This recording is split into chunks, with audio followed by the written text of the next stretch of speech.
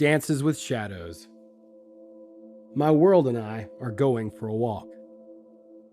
The origin of intention. A characteristic feature of the relationship people have with the outside world is that anything new is eventually treated as something mundane. Like clouds in the sky, reality constantly changes in appearance, but the rate of change is too slow for us to perceive. The movement of material realization through the alternative space is like the movement involved in a cloud formation. We can only perceive it when it is captured on film and the footage is sped up. Even the freshness of change that brightens life in short bursts dulls just as quickly. The unusual becomes the ordinary, and the delight of the feast dissolves into the everyday routine. Life becomes boring. Just as a rhetorical question I would like to ask, what is boredom? It is difficult to give a comprehensive and intelligible definition of boredom. It would be easier to describe how to fight boredom. In an attempt to survive the monotony of everyday life, the heart and mind make up all kinds of toys and games to help us experience something new and unusual. A toy is a good remedy for boredom, and a game is an even better one. Besides skating, games like hide and seek, catch, etc. are great fun and extremely popular. As a person gets older, they think up more sophisticated means of amusing themselves, from sports to contests to virtual reality. Many professions are in essence nothing other than a game. Why do I say many? Try and name a profession that could not be perceived as a game. Whatever a person does, in reality, they are just playing. In their superiority, grown-ups call what children do a game, but adults are also playing. It is just that they self-importantly refer to their play as work. Both take a very responsible attitude towards their activities. Ask a child what they are doing, and they will answer with you in great seriousness, even earnestness. I am playing. Try distracting an adult from their work, and they will respond with indignation. I'm doing something important. So the game is a serious matter. What does a child do when they are not occupied with a game? As a rule, they just muck about. So what about the grown-ups? They slob out. That is just what the adults call it. But doing nothing soon becomes boring, and then you want to play a new game. So why do we need games if only to relieve the boredom of life? Let us put the question differently. What causes boredom? Insufficient stimulus, perhaps? This question is not as trivial as it might seem. The basis of our passion for games and play is as ancient as the world we live in. What is the fundamental need of living beings? Survival and the instinct for self-preservation? This is the accepted stereotype, although it is not the correct answer. Could it be the desire to reproduce? Again, this is not the right answer. So what is it then? The primary need is to be able to independently manage our own lives. This is the fundamental principle underlying the behavior of all living beings. Everything else, including survival and reproductive instincts, are a consequence of this main principle. In other words, the goal and purpose of all living beings is to control their reality. However, it is impossible to control reality if the outside world exists independently of you and behaves in a totally uncontrollable or even hostile manner. There will always be others who want to steal your food, drive you out of a cozy corner, or even devour you as their next meal. It is hard and even scary when you are not choosing how to live your life and you feel that life is just happening to you instead, and there is nothing you can do about it. This gives rise to the insistent and sometimes unconscious desire to control the world around you. This conclusion will come as a surprise to many. It has always been obvious that the survival instinct was primary, and now you are telling us that it is in fact just a consequence of something more fundamental? It only seems strange at first. When you think about it, whatever activity a living creature is engaged in, including survival and reproduction, everything comes down to the attempt to bring the reality of the world under control. This is the key motive and primary origin of all intention underlying the activities of living beings. Inactivity is the absence of control. Consequently, boredom as such does not exist. What does exist is a consistent and insatiable thirst to control one's reality, to somehow subject it to your own will. In this sense, a game is a way of modeling controllable reality. Some kinds of birds, for example, love to play with pine cones. The pine cone is a particle of an independent, uncontrollable reality. As soon as the bird makes the pine cone a piece of its game, that particle, and to some degree reality itself, becomes controllable. Skating or sliding is also a kind of control. Reality carries me, but in the way I want it to. To some extent, any other type of game follows the same rule. Be what I want you to be. The game script is more or less predetermined, which makes the situation fairly predictable. There are, of course, other games in which it is more difficult to lead, but all games can basically be reduced to one and the same thing: to control what is happening with your will. To the observer, any kind of visible spectacle represents a game which models the control of reality. Music, books, films, and shows are all swings for the heart and mind. The exhausting stream of tense thoughts ceases and is transformed into a flight on the wings of an elegant melody or captivating story. Whatever might happen to the main characters in a film that we are watching is a tamed, trained version of reality, and so the observer can relax and enjoy the show. Games in which we play with reality never cease, even when we are sleeping. The heart and mind take pleasure in the world of dreaming, where reality is subtly shaped to the light puff of intention. Finally, games of the imagination are another acceptable method of shaping reality. A person will even make up a reality that does not exist yet, just to play at being at control. Science fiction is unusual. It remains unusual for as long as it is unreal and far removed from our lives. Reality is commonplace because of its proximity, and yet it retains a quality of being inaccessible because it is hard to influence. Generally speaking, none of these games are made up in the effort against boredom. Everyday reality is not boring. It is mundane because it is uncontrollable. It is difficult to make everyday reality conform to the rule, be as I want you to be. Hence, as human beings, we strive to hide from the nature of reality in a game where everything is simple and predictable. Nonetheless, there is nowhere to hide from the inevitability of reality. The life of any individual is conditioned by their circumstances and position in society. Mostly, reality develops irrespective of personal will. To every I want, there seems to be a you cannot. To every give me, you will hear you are not getting it. So what is to be done with these conditions? As a rule, people are fairly unambiguous in their behavior. In trying to get what they want, they try to influence their environment in a linear, direct way according to the principle of give it to me. Direct influence based on immediate contact is one form of control, but it is not the only form and is by far the most effective. We will go about things in a different way. We will hide our hands behind our back and make the world meet our desires halfway. Everything that comes next will relate to how we do this. Transurfing is a technique for controlling reality without direct impact, only not for fun as in a game, but for real. The law of bad luck. In order to learn how to control reality, you must at the very least understand how reality is created. Every individual is the direct creator of the layer of their own world, but the majority of people do not understand how this process works. People try to make everything the way they want it to be, and they apply this straightforward principle to the outside world. I will go in the direction I turn. It will cave in where I press it. But for some reason, the world does not want to obey, and when you turn one way, you find yourself going in the opposite direction. It makes you wonder, if reality behaves so strangely, perhaps our attempts to shape it require a different approach. Maybe reality does not work according to the laws we thought. But people do not want to stop and look around and ask themselves these questions.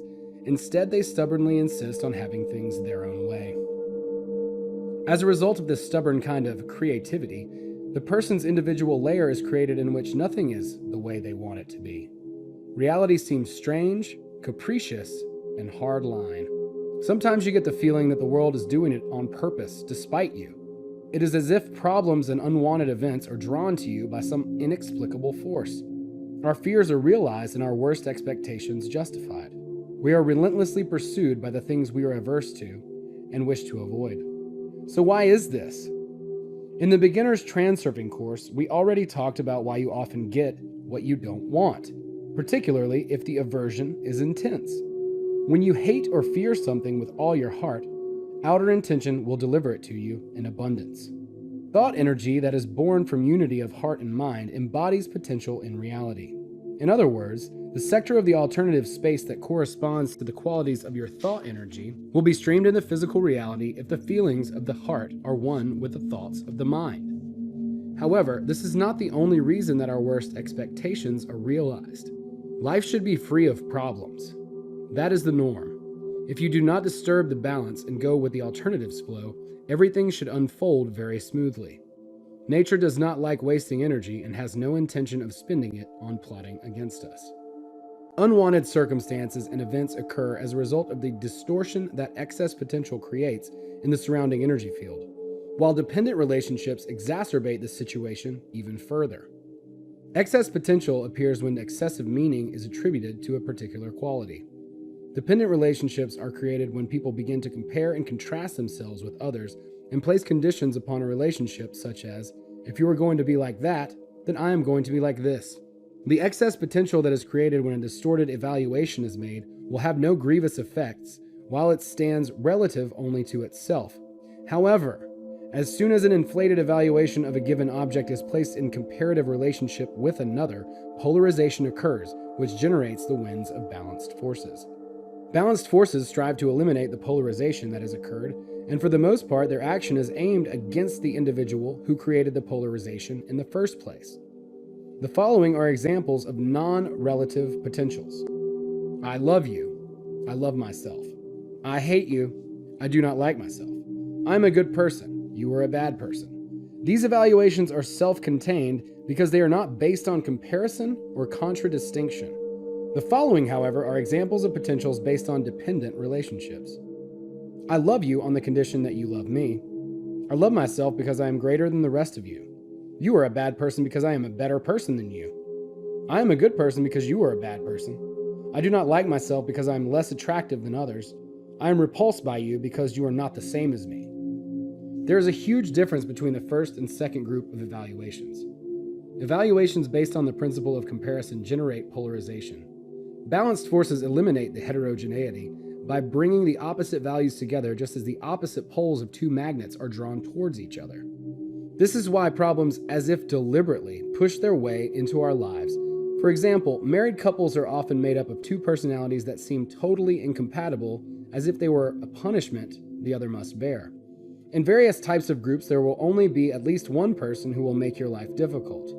Murphy's, or as we call it, Sod's Law, is of the same nature, and putting up with nasty neighbors seems to be an essential condition of any form of close habitation. The example of nuisance neighbors is a perfect illustration of the polarization effect. This issue, despite its seemingly mundane nature, is directly related to the field of metaphysics. The problem is that some people prevent others from getting on with their lives. But why? Because wherever you are, there will always be bad old women and old women who will not leave other good people in peace. So, should we conclude that people really can be discriminated into two groups? And yet, if you were to carry out a survey asking people which group they thought they belonged to, only a small handful would acknowledge themselves as belonging to the bad group. On the whole, your neighbors are just like you. The tendency to discriminate is created by the wind of balanced forces that blows in the direction of your aversion. The direction the wind takes is determined by the same old principle, Sod's Law. You will experience anything you do not like. Some may protest. It has nothing to do with balanced forces. Some people just have no conscience. There is no point in philosophizing about it. I will prove to you now that there is more to these situations than convoluted speculation. Let us suppose that your neighbors are annoying you. Do you annoy them too? Probably not, but why? Quote, because they are like this and we are like that, and basically, we are like we are and they are bad, you will say. And yet there are no good and bad people. Any judgment is relative because it is generated by comparison and contradistinction. So why is it then that you do not annoy your neighbors? My answer may surprise you. The reason you do not annoy your neighbors is because they could not care less about you. Exactly, you will say, because they are bad people and have no shame. With this attitude to your neighbors, you switch on polarization, like an electromagnet which will draw to you ever more problems related to your neighbors. To them, it will all be water off a duck's back because you are of no interest to them whatsoever. It does not occur to them to look at you and make comparative discriminations, i.e., enter into a dependent relationship with you. It is in this sense that they could not care less about you. They do not attach any importance to you or allow you to enter the layer of their world, and as a result, they have no suffering they connect with you. Your neighbors experience no polarization in relationship to you while they are busy with their own lives and pay you no attention. And yet, if they were to attach importance to your neighborly existence and begin comparing themselves to you, it would be instantly apparent that you are not like they are. If this were to trouble them or touch a raw nerve in any way, then you would undoubtedly start annoying them, and you would cease to be a good neighbor and be transformed into a bad neighbor. The situation will develop even more unexpectedly. You will begin to create the kind of problems for your neighbors that you would never have dreamed could possibly trouble anyone. You will begin to annoy your neighbors without being aware that you are doing so, just as they now have no awareness of the fact that they are annoying you. When sharing a house, for example, noise pollution is problem number one. The more you dislike the noise, the more intensely it will pursue you, despite the fact that peace and quiet is the ideal condition for cohabitating, not only for you, but for your neighbors also. Less energy is expended that way, and any disturbance of the peace and quiet is always an anomaly, and does not arise without a reason. So where does the energy originate? The noise your neighbors or flatmates make throws you off balance, and you begin to quietly, or not so quietly, hate them for it. Your irritation serves as the source of the energy in the situation. A dependent relationship is created, which in turn generates polarization. Intense and aggressive feelings like, "I hate these noisy neighbors," create a powerful magnet that draws ever new forms of irritating provocation to you. New neighbors will move in next door who have a tendency for a noisy lifestyle, and your old neighbors or flatmates will buy new sound equipment, as if deliberately to taunt you. You should also be aware that your neighbors' neighbors also contribute to the situation, and if the common feeling and response to the noisy neighbors coincides, the effect will be magnified. Of course, having nice neighbors depends on more than noise levels. It all depends on what kind of things you feel an aversion to. They might overwhelm you with their rubbish, suffocate you with unpleasant smells, cover the walls in the entrance hall with graffiti, etc. An aversion to neighbors as a species may attract even more tangible consequences, such as a flood or even a fire. In any other situation, this kind of law of bad luck works in the same way. An object or characteristic that is attributed particular meaning attracts objects with the opposite qualities. Meaning, as we know, is intensified via comparison and contradistinction. Where there is one magnetic pole, the other will not be far away. Polarization creates a magnet for problems and attracts everything that you feel an aversion to. Everything you find irritating will follow you. Everything that is highly undesirable happens. There is no mysticism in this.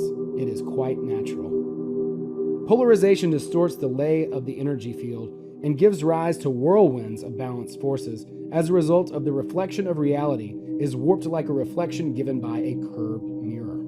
Few people will understand that any deformity represents a consequence of balance being disturbed, and so they try to battle with the outside world rather than trying to eliminate the polarization effect.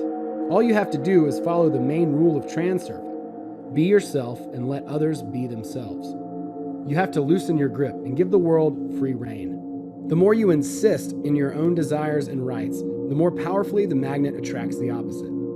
Figuratively speaking, it is as if you have grabbed the world by the throat, and it is resisting, fighting to get free. It is futile to try and pressure a situation or insist on something. That just makes things worse. Instead, consciously change your relationship to the situation in accordance with the transurfing rule. For example, try at least for a while to forget about your neighbors. Stop judging them and pretend they simply do not exist. Say to yourself, to hell with them. Rid the layer of your world of your neighbors. As soon as you are able to pull off the suction pad of your relationship, your neighbor's polarization will disappear and they will gradually cease to bother you. And if you manage to completely break the dependent relationship, you might make room for something incomprehensible to happen. Your toxic neighbors may just end up becoming your best friends.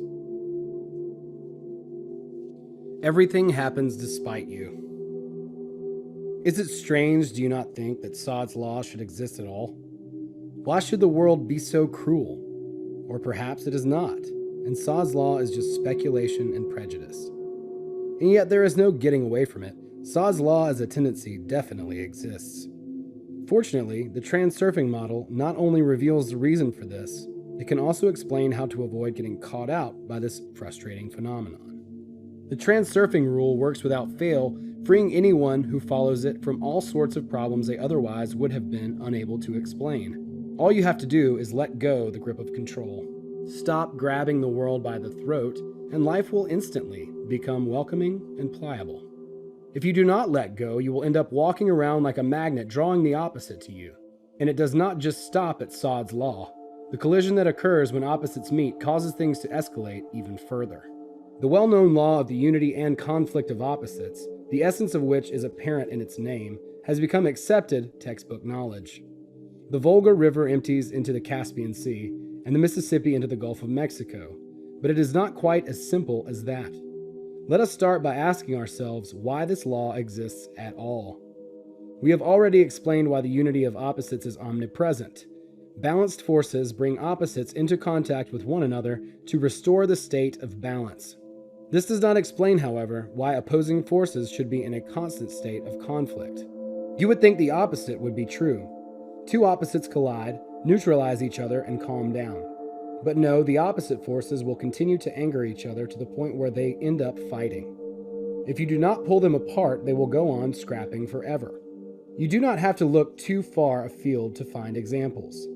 You will agree that the world gets on your nerves from time to time. Of course, it gets on everyone's nerves in different ways and to differing degrees, but the essence remains the same. When something does manage to throw you off balance, it always seems to happen as if to spite you. This is what happens. When you are worried or anxious about something, your nerves are strained even if just a little. Then, as if in consequence, a jester appears and starts jumping and leaping about enough to play on your nerves even more.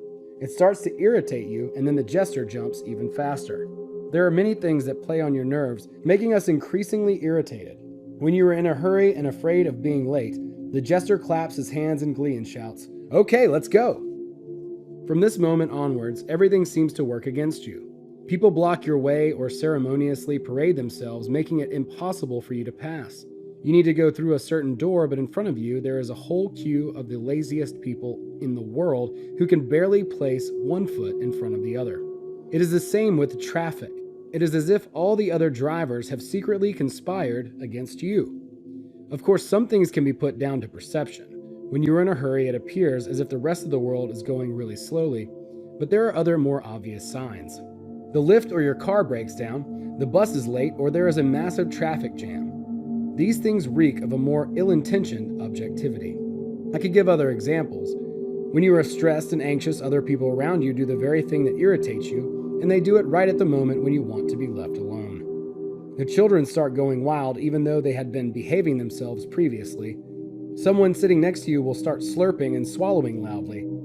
All kinds of people will get under your feet and pester you with their problems.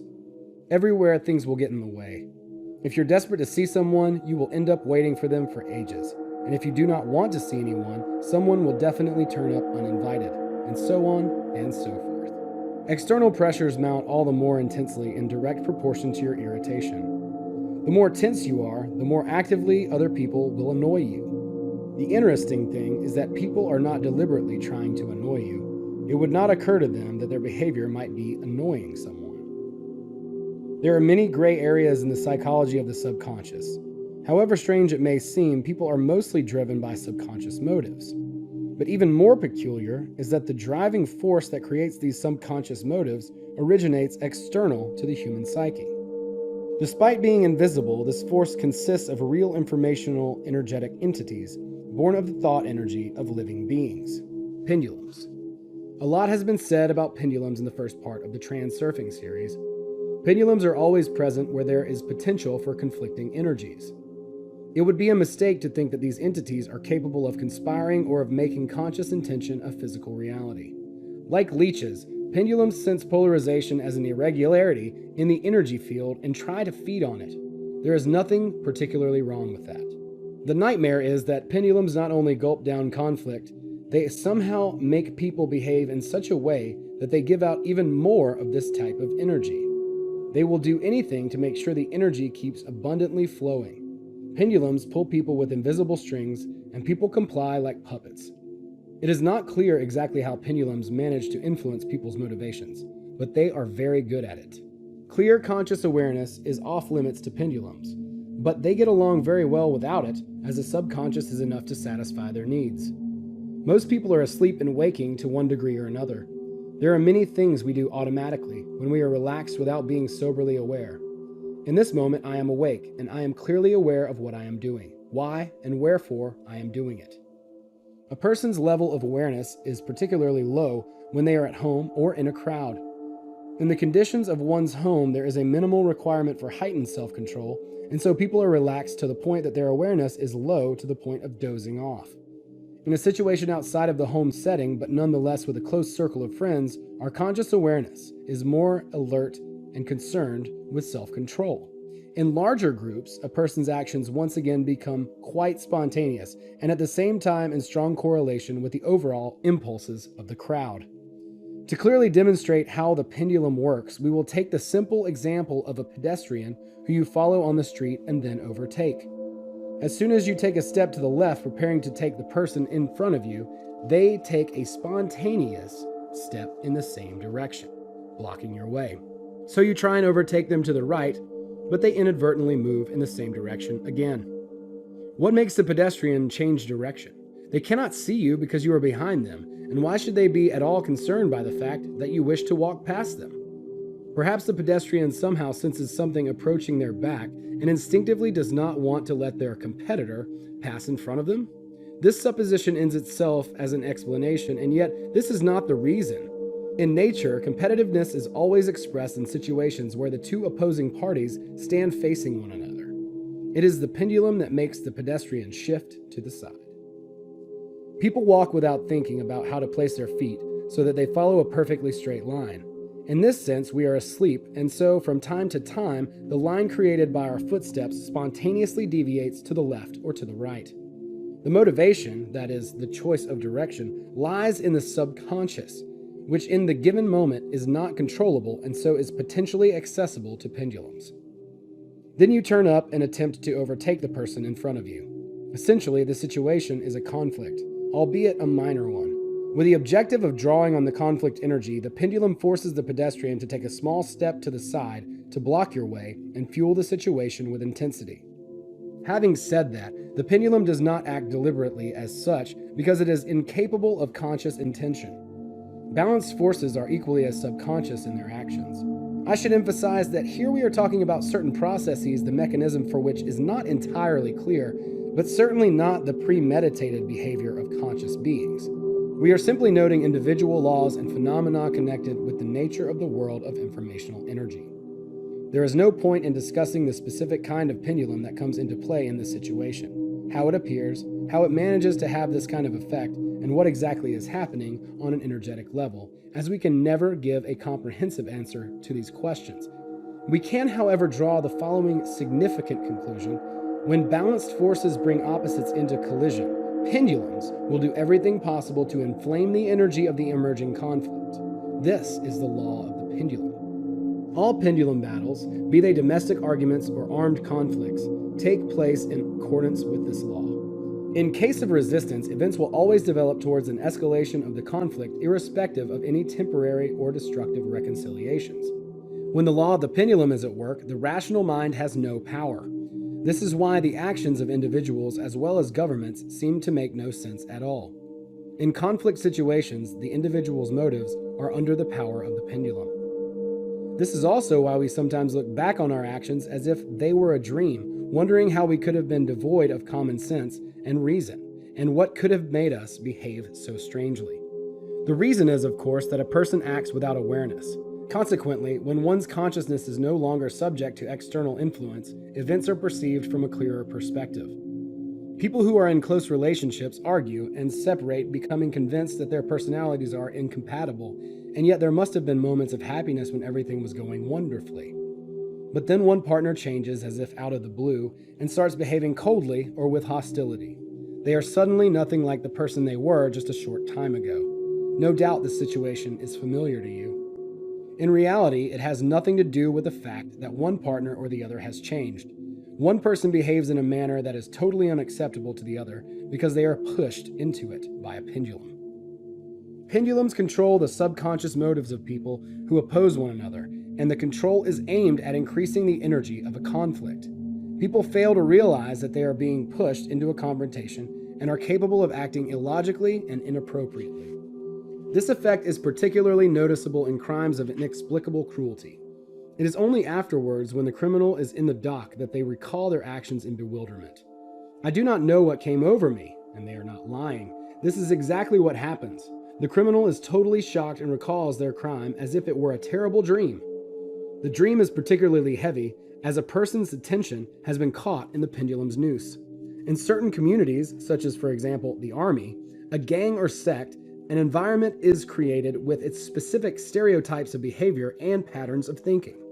This numbs the mind, and the subconscious becomes totally open to the zombifying effect of pendulums. Then things happen that to the objective bystanders seem totally incomprehensible. Why do people kill others just like them with such ferocity simply because they worship a different god? What harm were they doing? People suffer in these wars, and dozens, hundreds, thousands, millions even lose their lives. Whatever happened to the survival instinct? One could just about understand the violent battle for wealth or territory, but how are we supposed to understand the battle for a belief? Peace is an idea that everyone believes in, but there is no end to war. The notion of one God is obvious, and likewise kindness, justice, and equality. The list goes on. We all understand these things, and yet common sense does not work, and evil prevails. So, where does evil come from? Pendulums are a universal source of evil. You only have to observe for a short while for it to become quite obvious. Whatever the circumstances in any confrontation, events always move in the direction of the increasing energy of conflict. If the fight dies down, then the reprieve is short-lived and bound to flare up again with renewed fury. Of course, there are many different types of pendulums, but all are destructive, albeit to varying degrees. Many are relatively harmless. The Transurfing pendulum, for example, is necessary so that as many people as possible start to think about what is really happening. It is not about freeing oneself from pendulums altogether, for this is pretty impossible. The important thing is not to be a puppet on a string, to act with conscious awareness and to use these structures in your own interests. So how can you free yourself from their negative influence? Wake up and be aware of how pendulums are trying to manipulate now. Understanding what is happening is half the battle. The power of the pendulum's influence is inversely proportionate to awareness. They only have power over you while your consciousness is asleep in waking life. Above all, do not get involved in the pendulum's destructive battles unless it is necessary to you personally. When you find yourself in the crowd, leave the stage and stand in the auditorium. Look around and wake up. Ask yourself, why am I here? What am I doing here? And am I aware of what is happening? Waking up from sleeping and waking life must be articulated very precisely as above. In this moment, I am awake, and I am perfectly aware of what I am doing and why I am doing it specifically in this way. If you have this kind of awareness, then all will be well.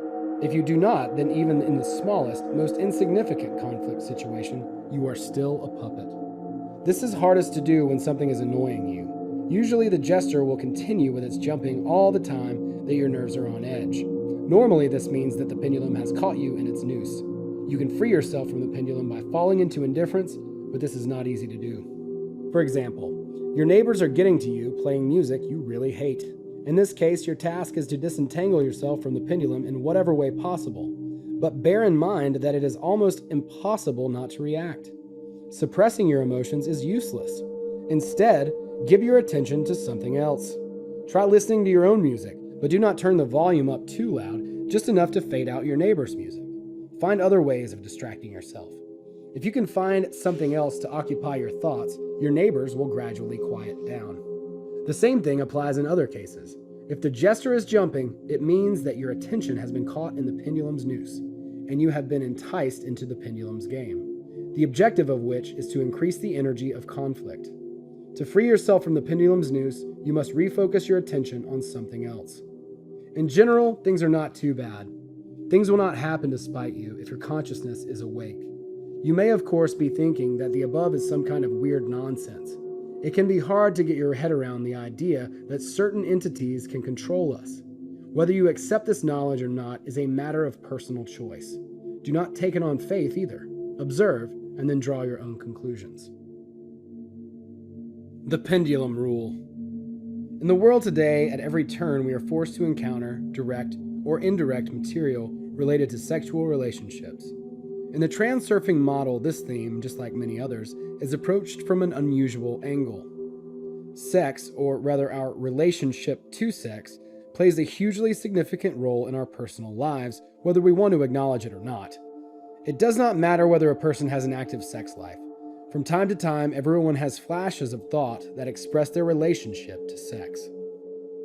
There can be no neutral attitude to sex. Human nature will always reveal itself eventually. Some people's relationship to sex is expressed in annoyance, ridicule, and rejection. In others, it is transformed into intention. If the intention is left unrealized or is realized unsuccessfully, all sorts of complexes or, as expressed in transurfing terms, negative slides emerge in the human psyche. It is fair to say that to some extent the issues of sex concern, if not everybody, then the vast majority of people. And many people have hang-ups when it comes to sexual relationships. Pendulums play a significant role here too, because they will try their hardest to convince you that you are less than perfect and have certain problems. You are not alone in this belief. You would not imagine how many other people think the same about themselves. You are deeply mistaken if you think you have difficulties in your sex life while everyone else's is fantastic. This is an illusion artificially created by pendulums with the help of the media. You may have noticed that wherever the theme of sex comes up, we are shown people who are totally okay. If you were to take a stadium full of people and then remove everyone who had a problem, there would be no more people left standing than the fingers on your hands. Imagine standing in the middle of a huge stadium that has suddenly emptied, and you are looking about you in search of the remaining normal few. This would be more realistically reflective of the actual proportions. Even if your friends who brag about their conquests are not exaggerating, you can be sure that they too have their issues which they carefully hide, not only from others, but from themselves. We are not going to indulge in Freudian references here, as Freud could hardly have imagined the scale of sex mania that has developed today. But it is worth asking yourself why such a simple function, perfected by nature, should cause so many problems. The answer to this question is to be found in a quite unexpected area, which is to some extent linked with the flash mob phenomenon. If you do not know exactly what this is, let me explain. Imagine a busy street or town square on a Sunday. Everything is the same as normal, and then suddenly several dozen people get out umbrellas as if it were raining. The ordinary passers-by stand there with their jaws dropping, while the rain people have a blast. This type of trick is very easy to organize. A group of people that are not necessarily already acquainted agree over the internet that at a prearranged time in a specific place, there will be a signal to carry out some kind of silly activity. What is actually happening during the event? As you know, when a group of people start thinking in the same way, a pendulum is created. The flash mob thinks, "Look at us with our umbrellas." The other passerby stand by with their mouths open, and bewildered, ask, "Whatever are they up to?" The uniform thought of energy of the group creates a resonant energy which is swallowed by the pendulum. The flash pendulum is the shortest lived of all the pendulums. It flares up and then burns out without causing anyone any harm. This harmless example illustrates how longer lasting and more destructive pendulums are created and how well they work. What makes people emit energy in a specific direction? It requires a code of behavior and agreed upon type of thinking. There must be a set rule. Naturally, the rules are made by people, not by the pendulums. Pendulums emerge spontaneously, generated by the rule that has been created, and are not capable of manifesting conscious intention. The pendulum rule is the worst and most harmful thing in humanity, and it sounds, "Do as I do." Any codes of behavior or thinking come down to following the pendulum rule. If you spend a little time observing life, you will see examples of this rule time and time again. Of course, it does not always cause harm. For example, a wave made by fans at a stadium creates a flash pendulum which feeds from the resonant energy, but no one is any worse for it. In a concert hall, the pendulum will be enthusiastically consuming the energy of the audience. There is no harm in this either. However, watch how performers sometimes behave on stage when they use the pendulum's rule to stir up the audience. "Higher, raise up your arms, all together now." The audience obediently starts clapping, and the energy created, which would be tiny if it were emanated by just one individual, develops into a resonance, creating an invisible monster that hangs above the stage. If the pendulum did not swallow the energy, the artist would literally fly up into the air. As it is, the artist just gets a few crumbs that are left after the pendulum has devoured the rest. While the audience follows the rule, "Do as I do," the monster lives. Okay, so what? Nothing bad has happened after all. Flash mobs are harmless. This is true. But what does this all have to do with sex? You will never guess. We started by talking about sex and then moved on to flash mobs. So what do they have in common? You probably think that it is something to do with energy. And in fact, while two people are having sex, a flash pendulum emerges that swallows the resonance energy. People in ancient times suspected or knew that a certain entity hangs above the act. In various cultures, this essence or entity, which is referred to in the transurfing model as a flash pendulum, is usually attributed an emotionally laden symbol such as the amusement of Satan, and some followers of occult practice believe that during the sexual act, energy is radiated that attracts various representatives of the subtle planes that settle in and have their devilish orgy. Whatever people tell you, there is no need to be concerned because a flash pendulum cannot harm you. It simply feeds on energy that you are spending anyway. But this is not the point I'm trying to make. The main thing that unites sex in its modern day form is the pendulum rule. Do as I do. With the development of digital media, the pendulum rule has achieved total domination. At every step, the human psyche is constantly being subjected to invisible but highly efficient conditioning stereotypes of behavior and thinking. I am cautious to use the word zombify here, but essentially this is where it's all going. The modern information and entertainment industry is based on one simple principle. Watch how other people become successful and follow them. Let them be your example. What the industry is trying to demonstrate is the benchmark of success. You know this perfectly well already, but you may not have stopped to consider the magnitude of the propaganda's influence, which is sometimes obvious, but more often than not, subtle and gradual. In particular, this is the case with everything relating to intimacy. In this context, the stereotypes of what it should be like are very deeply rooted. Printed materials and videos on the theme demonstrate relationships which we are supposed to believe meet the necessary standards. I do not want to create the impression that I'm talking about some kind of plot or intentional propaganda. No one actually sets themselves the goal of instilling certain patterns or molds. It happens automatically. The problem is that people always have room for doubt in their thoughts. Am I doing the right thing? There's always the need to compare, for success is relative. Hence, when a person witnesses someone else's success, they naturally tend to perceive it as a benchmark in their own life. Intimate relationships and sex in particular normally have their place in a tight, closed circle, and consequently, the need for confirmation that we are okay increases. If a person does not currently have a partner, or if they have never had a partner, they start frantically searching for an example of how things should be. Of course, the media fulfills this need, offering all its audience a huge choice of models. This is how common stereotypes of how to do it and what your image should be, etc., emerge. For example, he is tough and macho and she is sultry and sexy. You are supposed to observe them and do what they do. And if you do not match the example, there must be something wrong with you. It is difficult to fathom the full destructiveness of this rule. You might think that I am overestimating the importance of the issue when I say that the pendulum rule is the worst and most harmful thing humanity has ever invented. And yet, not at all. I express myself quite modestly. The number of broken marriages is enormous, and the number of happy families that never were is perhaps even greater. The main reason for separation is ultimately lack of fulfillment in the sexual relationship. Everything else is either a consequence of the lack of fulfillment or an excuse when people do not want to acknowledge the true cause of their problems. Lack of fulfillment occurs as a consequence of the fact that the couple follow the pendulum rule. They both know that in accordance with the model, they must do it like this and like that. The pendulum rule sounds, do as I do, which means change yourself and betray yourself. People try and adjust to the established standard, and as a result, they experience inner discomfort and dissatisfaction. The mistake people usually make when they have a problem with sex is that they are trying to play a role. It is very simple. Of numerous models, the individual chooses the one that suits them the most and another for their partner. As the relationship continues, the individual adopts their particular role and projects their corresponding expectations on their partner.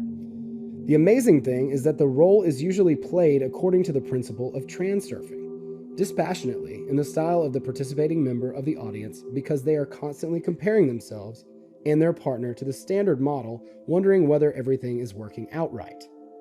As a result, things go pear-shaped because the nature of sex is that it requires being relaxed, free, and devoted. Sex is the only instance when you have to become totally immersed and forget about roles totally. When sex is natural and normal, it is a game played according to rules that you made up yourselves without giving a moment's thought to how others do it or how it is supposed to be done. Things become even more complex when the notions of love and sex are confused. It is sickening to hear the often sanctimonious use of the expression, "let's make love." Would not it be simpler to call a spade a spade? Sex is not love, and love is not sex. Are they compatible? Indeed they are, but that does not change the fact that love is not sex, and sex is not love. They can be combined and they can exist independently of one another, but the pendulum rule stops this from happening naturally. I would say that the nature of all problems experienced in sexual relationships is linked with the fact that in following the pendulum rule, people try to artificially combine love and sex. The result is a kind of awkward hybrid.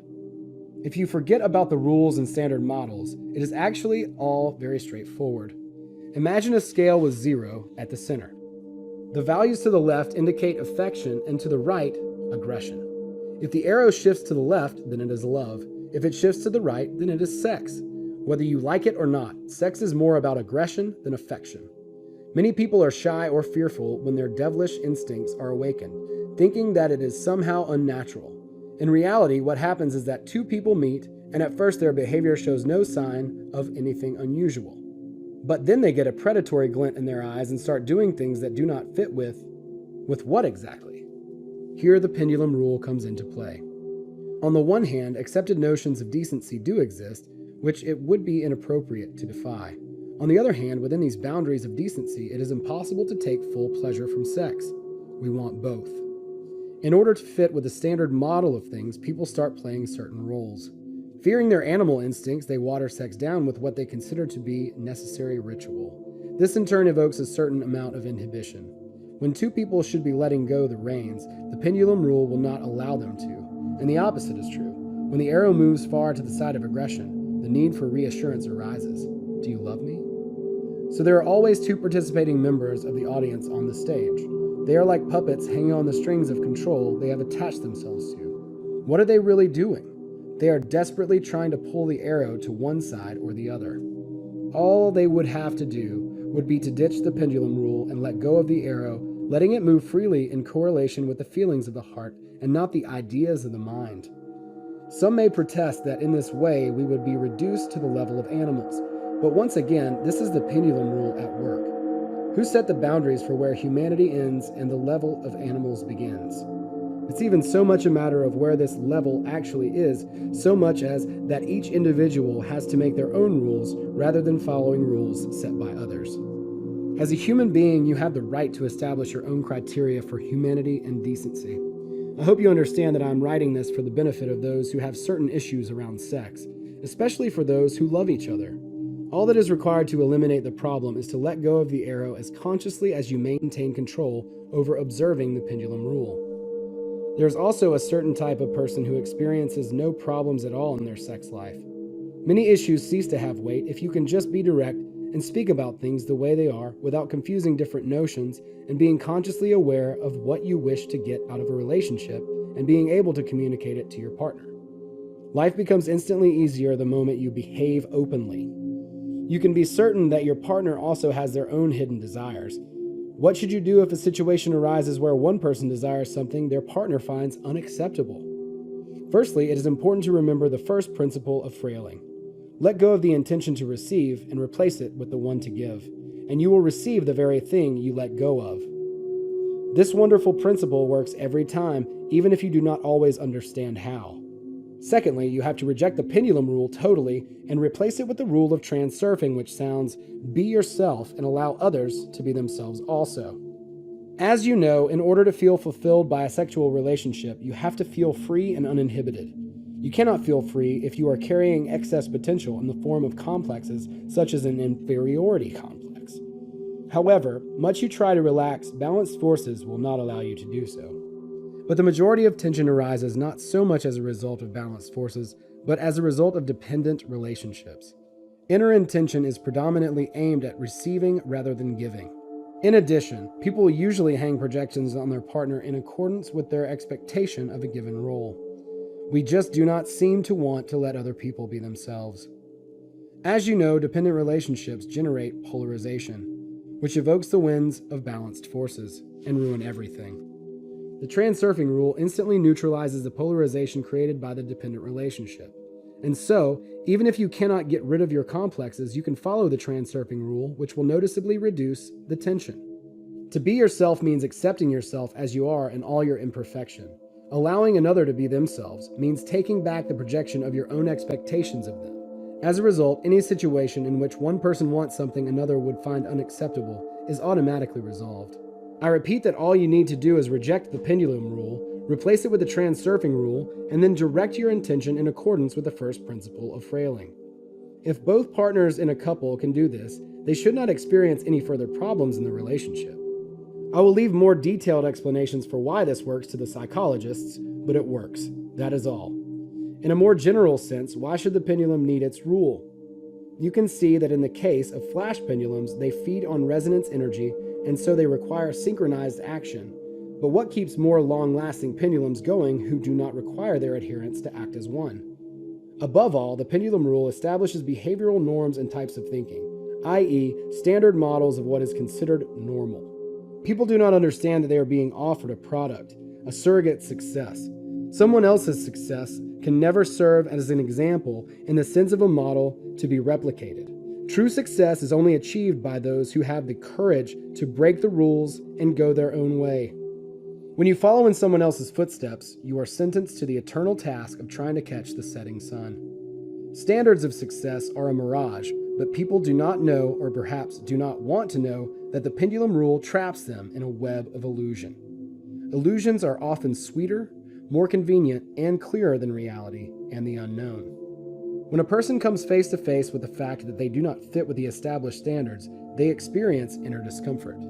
They are filled with a fear of failure, feel inadequate, and all alone in a hostile world. What can they do? Rejection is one option. A person often surrounds themselves with a wall of their rejection, of unattainable models of success, or they continue chasing after the model following the pendulum rule, trying to change themselves and forcing their soul into a box of social conditioning.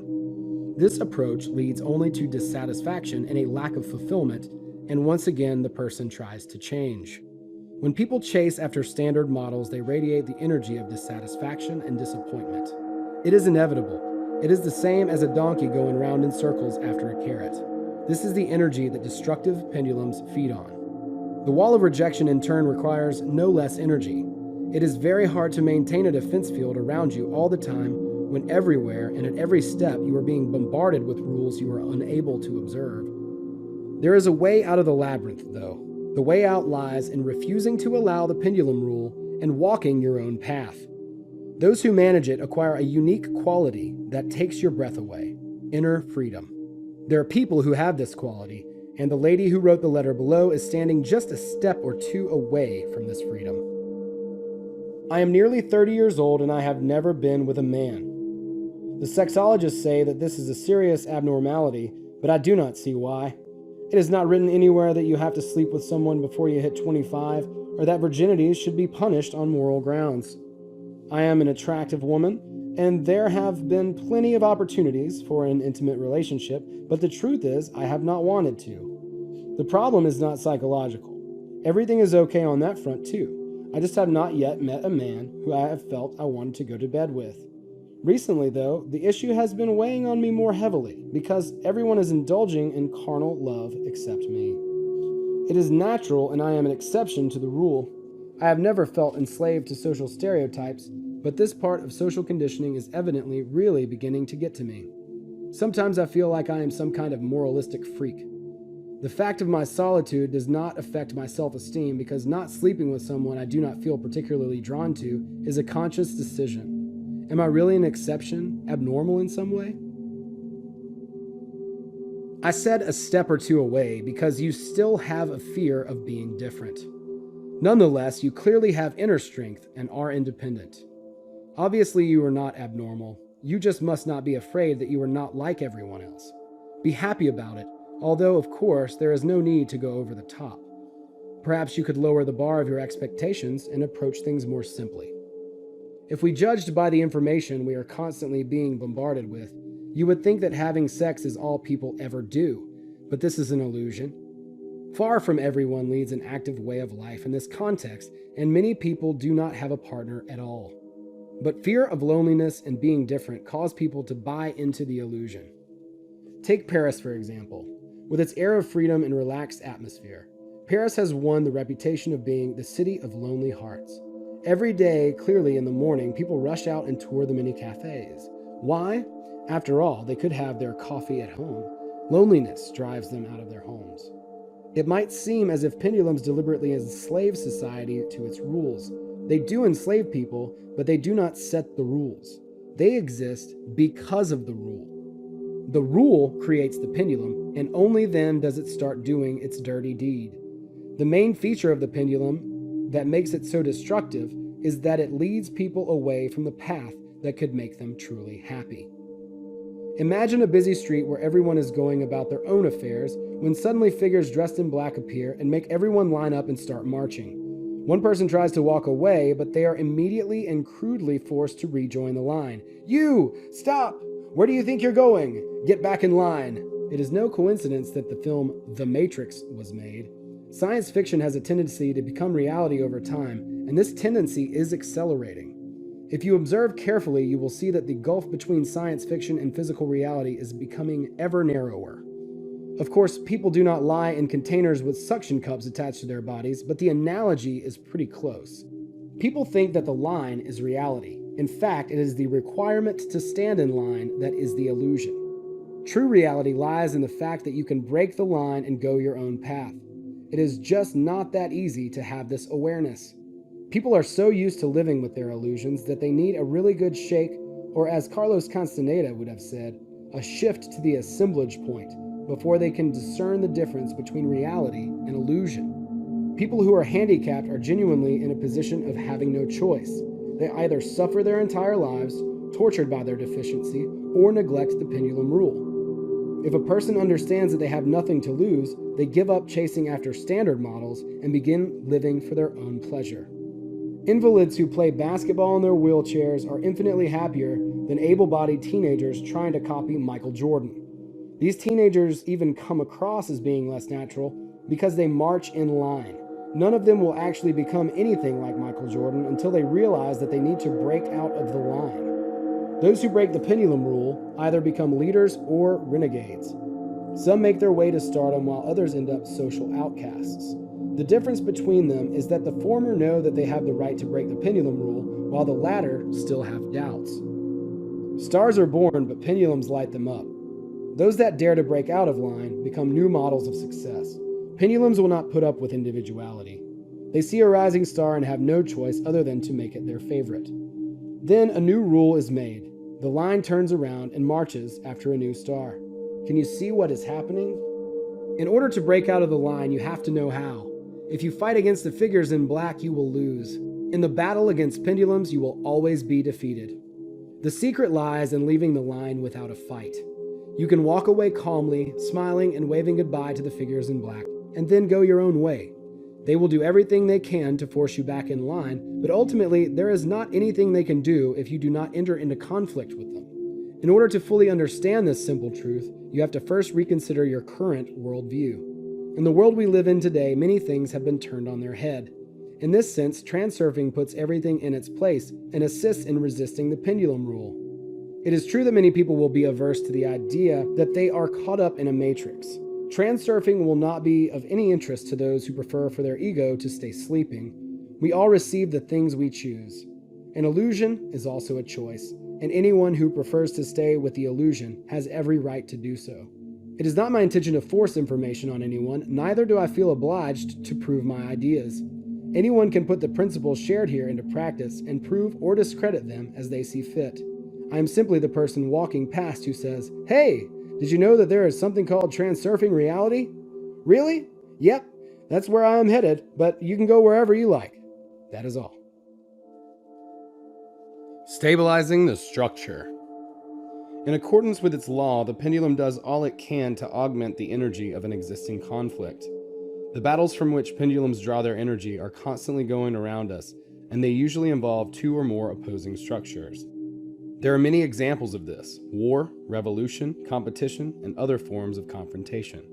However, besides demonstrating aggression towards its enemies, another distinguishing feature of any pendulum is its drive to maintain and strengthen the structure that makes its very existence possible.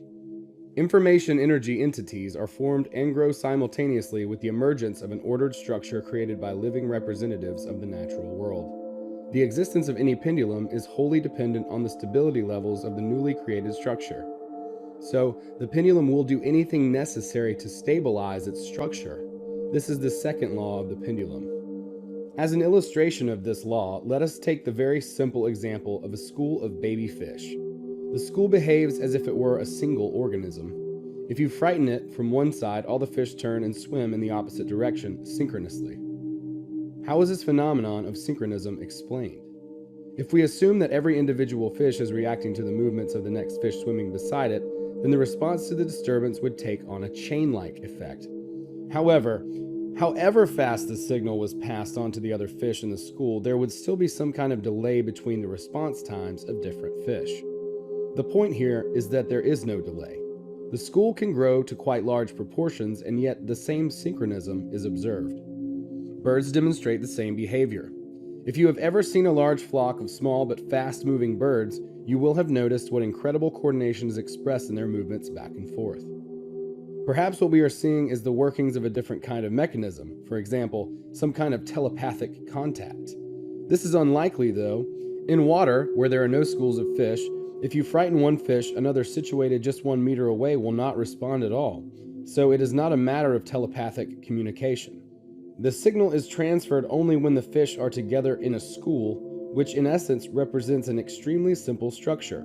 Or could it be that no signal is being transferred at all? Let us take the example of a higher level structure such as an anthill. Science has not yet been able to provide a persuasive explanation on how a colony is run. In an anthill, there is an absence of social hierarchy, and yet incredibly, there is precise allocation of duty, enabling all the insects to work in a coordinated manner, as in any other organization run by centralized management. Ants communicate with each other by excreting odorous substances called pheromones. Trails of odor enable them to find their way home and locate food. However, this does not explain how information is simultaneously passed to all colony members. There is no question of any higher form of information exchange existing between the ants. Otherwise, why would they be using such a primitive data source as odors? So what does unite individual members into an organized colony? The answer is the pendulum. At the same time that the structure is created and developed, an informational energy entity is formed which adopts the function of managing and stabilizing that structure. Direct and feedback links exist between the pendulum and structural elements. The pendulum exists on account of the energy of its adherents, and it synchronizes their activity, uniting them in one organized community. It may seem from the outside that the structure is itself self-organizing, but this is not the case. Self-organization is only applicable to inanimate nature, where the laws of physics serve as the organizing principle. For example, during the process of crystallization, water molecules are arranged into a lattice structure, which is determined by the shape of the molecules and the forces of interaction. Uniting living organisms into a structure requires the presence of an outer organizing factor. That factor is the pendulum. How exactly the pendulum carries out its organizing function, no one can yet say. Evidently, a certain type of informational energy exchange takes place between the entity and the living organism. Any structure that unites living organisms has a pendulum as a controlling superstructure. However, one cannot say that the pendulum controls the structure via a quality of reason, because it is not capable of conscious intention. The consciousness of an informational energy entity is similar to an algorithm. Rather than implementing a design in the way that an intelligent being does, it manages the structure roughly as a program directs the working of an automatic device. The extent to which the elements of the structure act automatically depends on their level of awareness. The more primitive the living organism is, the less idea it will have of its motives and actions. When a being lives in isolation, its actions are determined by the internal program of its own set of instincts. However, when living beings come together in a group, an outer program of the pendulum begins to take effect, directing the behavior of the community as a whole. The aggressive world in which all beings eat each other developed as a consequence of the first law of the pendulum. Given that aggression is a product of the pendulum, it does not have to be a necessary feature of the natural world. Confirmation of this can be found in various corners of the planet. For example, as in New Zealand, a country with hardly any predators. Many inhabitants of the earth have to unite in groups in order to secure their survival in a hazardous environment. Pendulums force living beings to become elements of a given structure according to the principle, okay, if you want to survive, do as I do. People also have a tendency to gather in groups according to their interests. This can be explained by the fact that it is easier for them to communicate with others who are like-minded. It might seem strange, but many people experience difficulties communicating. However effortless interpersonal relationships might seem on the surface, they are incredibly strained for a variety of reasons, inner and outer. In order to establish a closer contact with one another, people instinctively look for something they have in common that can potentially unite them. This is where the establishing function of the pendulum comes in. When two people in conversation are swaying to the same pendulum, they are on the same wavelength and easily find a common language. This enables the relationship to acquire a quality of ease, making it possible to have a smoke or a drink, sit and have a special meal together, go camping, play a game, etc. Indeed, the most impressive illustration of the second law of the pendulum must be the birth of human civilization. Have you ever wondered how cities came into being? Why did people who had lived for thousands of years in nomadic camps and villages suddenly start building civilized settlements? What were they based on? Craft? Trade? War, perhaps? The most ancient cities in the world date to the same period as the pyramids. Caral, for example, was discovered quite recently in Peru. This lost city stood unnoticed by archaeologists for almost 5,000 years. It was finally discovered when it turned out that raised hills in the desert were once pyramids, one of which equaled in size to the Egyptian pyramids. Archaeologists were surprised to find that excavations yielded no evidence of ceramic ware or weaponry.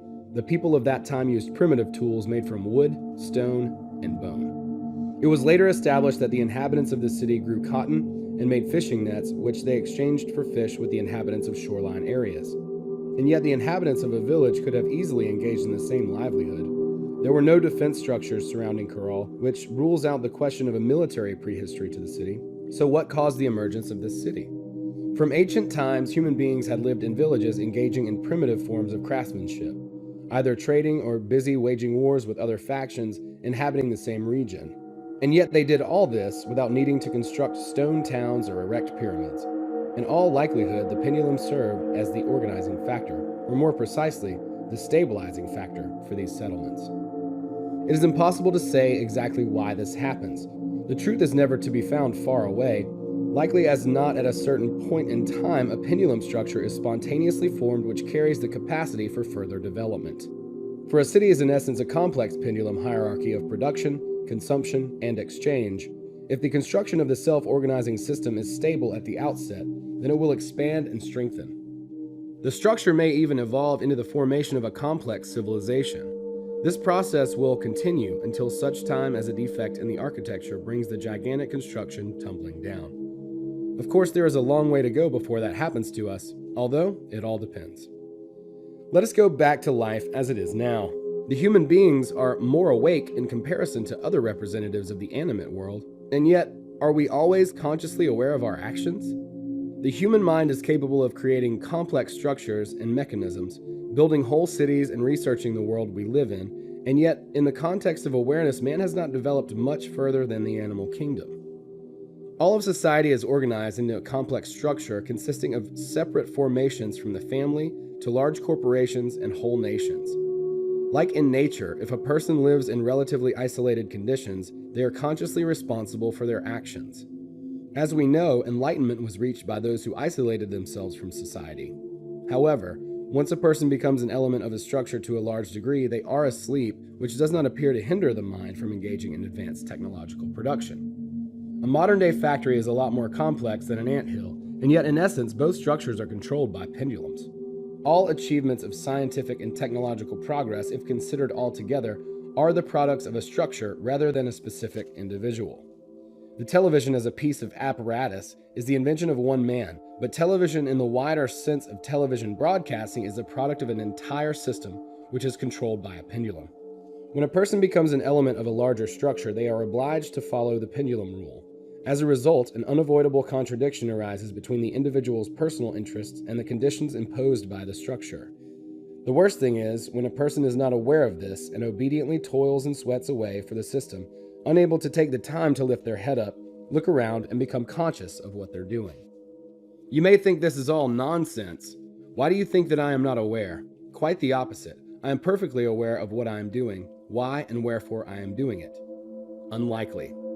Children's summer camps are a good example. The vulnerable psyche of teenagers, relatively free from lessons, serves as a fertile soil from which pendulums can sprout.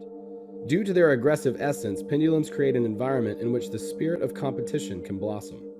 In this environment, if you are in some way different to all the others, i.e., you do not meet the parameters of the structure, you can be made a mockery, or be driven out of the herd, or simply beat up. In these conditions, the teenager falls into a deadly waking sleep. They live as if they were in a dream, unable to take full account of their actions, either as part of the crowd or in opposition to it. The sedative is the heavy residue competitive relationships leave them with, and the strong suspicion of their own inadequacy and inability to keep up with the standards.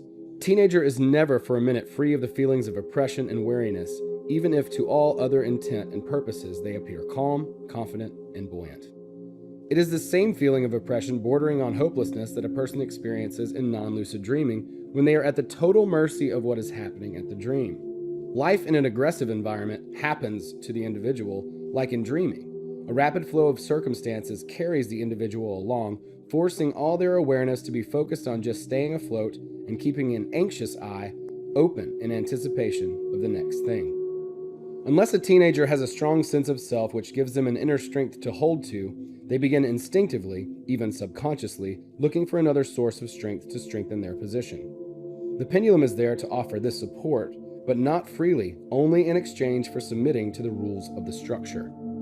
In an environment like a summer camp, there always seem to be a few raucous, boisterous kids who appear to be extremely confident and feel quite at home. Their false confidence relies on the strength offered by the pendulum. Imagine two kids like this, one a slacker and the other a prankster. Hey you, look at me, do as I do as I do. Hey you, what are you waiting for? Stop picking your nose, chill, have some fun, man. No one else realizes that these two kids are dangling on the pendulum's hook like a puppet on a string. The source of strength, although ephemeral, creates the illusion. The others see how confident the puppets are and act in a similar manner. They too gain a source of strength in exchange for the following rule: do as I do. Eventually, they all end up dangling together as one, the slackers and the pranksters. This is how the structure is made. The important thing to realize is that the pendulum's adherents comply with the rule unconsciously. They are totally under the illusion that this is the right thing to do. In following the rule, the adherents can get away with doing whatever they want to, so long as they follow suit. For example, people do not just swear when they are arguing anymore. They swear as part of their ordinary speech. It does not occur to anyone anymore that swearing is vulgar. Vulgarity is a sign of poor taste and low social class. It is the same as not washing or wearing dirty clothes.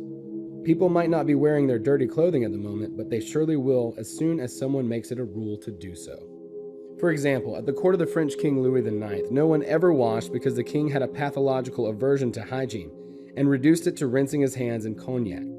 The court members were obliged to follow his example, and to conceal the unpleasant odor coming from their bodies, they doused themselves in perfume, as a result of which a heavy stench reigned throughout the palace grounds. And because they all inevitably suffered from lice, the dames and cavaliers introduced the sophisticated habit of carrying fine sticks around, enabling them to scratch themselves in a delicate manner. As you can see, the rule is capable of rehabilitating any nonsense at all. The main point is that those who observe the rule act absolutely the same, en masse, like a flock of sheep. For example, the first person who ever said wicked should consider themselves a true shepherd. But everyone else after who repeats this, and other convenient words like parrots in a chorus, act just exactly like sheep. Do you recall the school of baby fish? Has humanity really progressed very far in terms of consciousness? It is not only teenagers who are subject to the influence of pendulums, it is also the adults, especially when they come together in a crowd. For example, at a meeting when someone or something is being discussed by a group, a person may find that they can suddenly stand up and start a huge spiel, taking themselves quite by surprise. In hindsight, they will wonder how on earth they got through it and convince themselves for ages that everything they said was right. The crowd forces its members to behave in a certain way that is often uncharacteristic. This is how the pendulum influences those who seek a source of strength and security. So if someone thinks they have found security within a structure, what of it? This is one solution to the problem. But you should bear in mind that if you observe the structure's rules, you can forget about your individuality. You will be like everyone else and find peace and security.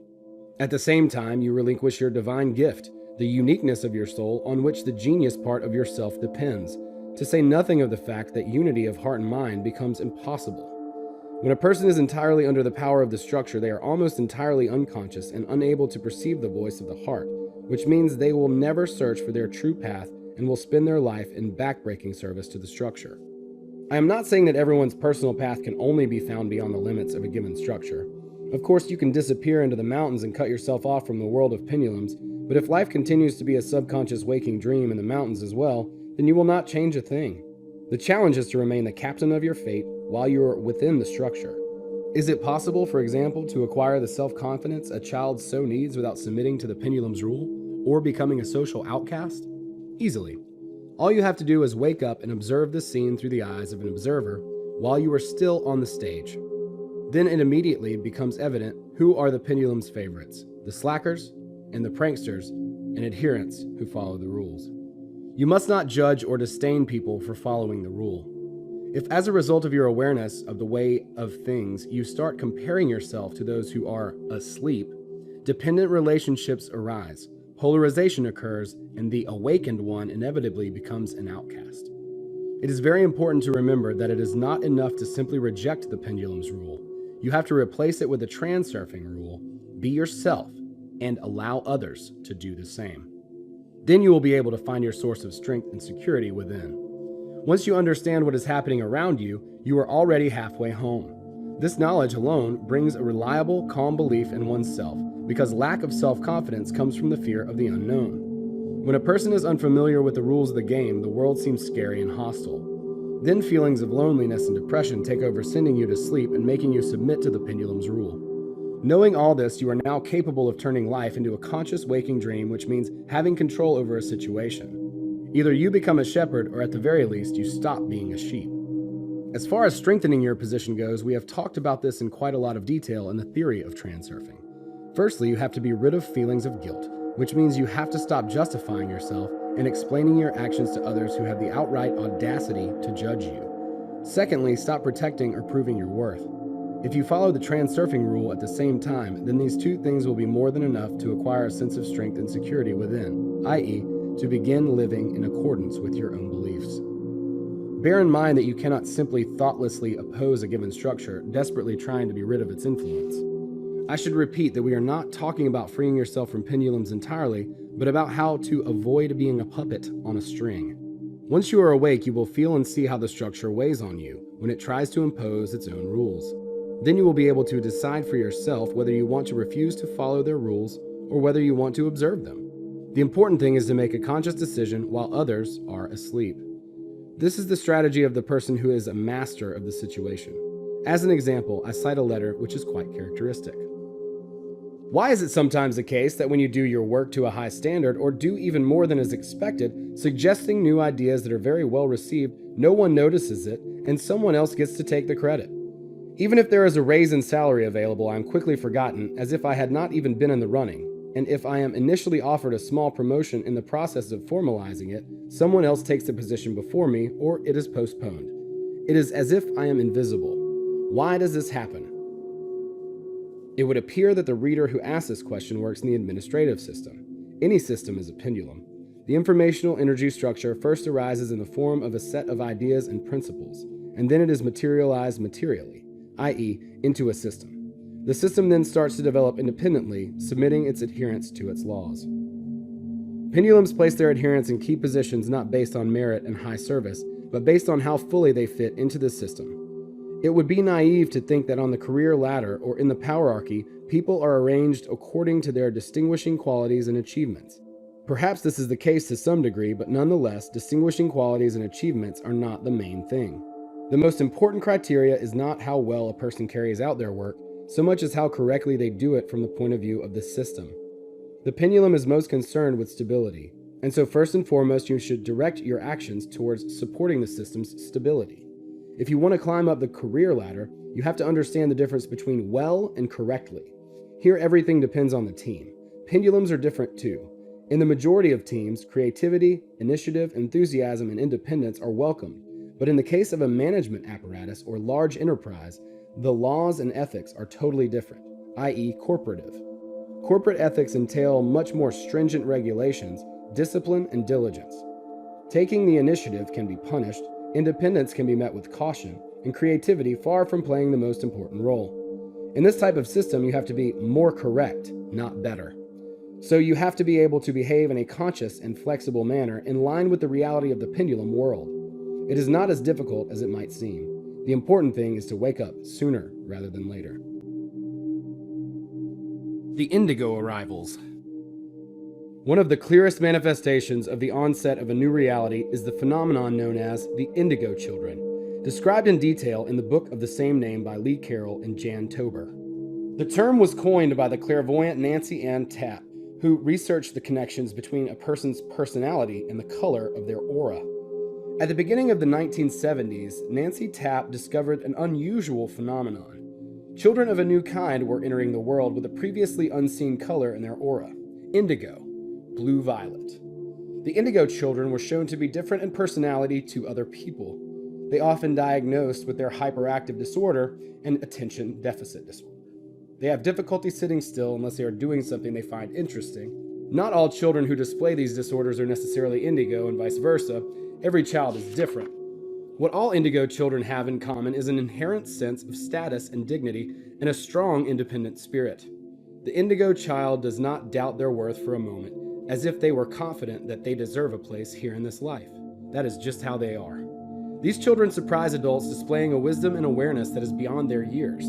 Indigo children will not conform in order to fit into society and have low tolerance of authority figures. The indigo child is an independent thinker. To them, it seems quite obvious that certain things should be done differently, while other people follow widely accepted norms and rules. You certainly would not call the indigo child pliant or accommodating. Indigo children can be very difficult to bring up and fail to respond to usual forms of discipline. They are also very intelligent. To some degree, these qualities are typical of every new generation, but the indigo children are particularly different to other children. For thousands of years, the generation shift has been fairly uniform and measured. Recently, however, a quickening in the process of generational renewal has been observed. Each new generation is even more radically different from the previous generation. The first generation indigo children now have their own children who, in their development, have already gone beyond the characteristic qualities of their parents. So what is happening here? The process of the revolutionary renewal of human consciousness does not occur without cause. As we know, in nature and in society, everything strives towards balance. Consciousness renewal therefore develops in counterbalance to some other process. It is not difficult to guess what this process is. Over recent decades, at the same time as information and telecommunication systems, a powerful network of pendulums has developed, ensnaring the entire planet. Scientific and technological progress is not as scary as its informational component, which creates fertile soil for the birth and existence of pendulums. The larger the group of adherents who think in the same way, the more powerful the pendulum, and the more power it can exert. To gain control over a large number of people, you do not have to place them in containers with suction cups attached to their bodies like in the film The Matrix. It is enough to create an all-encompassing information network, because then people will automatically take their places in its cells. So what does a person in an information cell look like? It is the so-called social element whose level of consciousness is conditioned by their place in the structure, which in reality is similar to the Matrix. The structure imperceptibly but persistently envelops each member with a set of conditioned thought and behavior patterns. People think they are acting according to their own free will, but in reality they have no conception of true freedom because the configuration is created by the structure. Each individual plays their role with the will they have been designated in a play that has been imposed upon them. It would appear that everyone is free to do what they want. We are declared to have this freedom. The only thing is that we can only want things that coincide with the interests of the structure. The structure teaches us to want what it needs us to want. This process of enslaving individual will, or intention, is what we are going to look at next. By nature, this process is synergistic. That is, it is self-organizing because pendulums do not have the capacity of conscious intention. Everything happens of its own accord as ice crystals form in the process of freezing. The pendulum network is like a colony of parasitic plants that covers the Earth's entire biosphere. This is potentially a frightening thought. Some might be amused by it. How we respond to this type of information is a very personal thing. If you like, you can attribute all this to the realms of science fiction, and yet when everyday reality adopts an unfamiliar form, its tough realism goes beyond even the boldest examples of science fiction. But let us get back to the kids. The tendency to enslave the will has generated a response in the form of a type of child that strives for independence. Their appearance is the result of a natural process and the action of balanced forces in response to the pendulum network. On the one hand, pendulums try to organize the world, driving people into structures similar to the Matrix. On the other hand, the indigos even out the pendulum's domination as if thereby fulfilling a predetermined mission. The children's behavior is aimed at challenging established systems. Whenever they find themselves squeezed in to fit the boundaries of conditioned stereotypes, they strive to break free. All children, but indigo children especially, are very sensitive to excess potential. For example, they recognize falsity immediately. When an adult tries to ingratiate themselves, they answer back, and if you praise them too much, they start playing up. Any type of order or discipline creates polarization, which the children try to challenge. I do not want to go to sleep. I do not want porridge. I can do it myself. The tendency these children display for disobedience and naughtiness is not a result of nastiness so much as a natural desire to be free from external control. Sometimes it might seem that these children do things to annoy us on purpose, but in fact their behavior is unintentional and subconscious. Their provocative behavior is neither planned nor thought through. It is a natural form of expression. It is a manifestation of the action of balanced forces in response to the discipline adults try to force upon their children. The indigos striving for independence is very evident in their attitude to religion. The new type of children may find it difficult to accept the contemporary church, write Lee Carroll and Jan Tober. Indigo children come into the world with a heightened sense of dignity, an unshakable faith that they are children of God. If this is the case, do they really need mediators to communicate with God? Hardly. Indigo children are governed mainly by the voice of the heart, then the mind. Adults think that they are doing well when they behave correctly.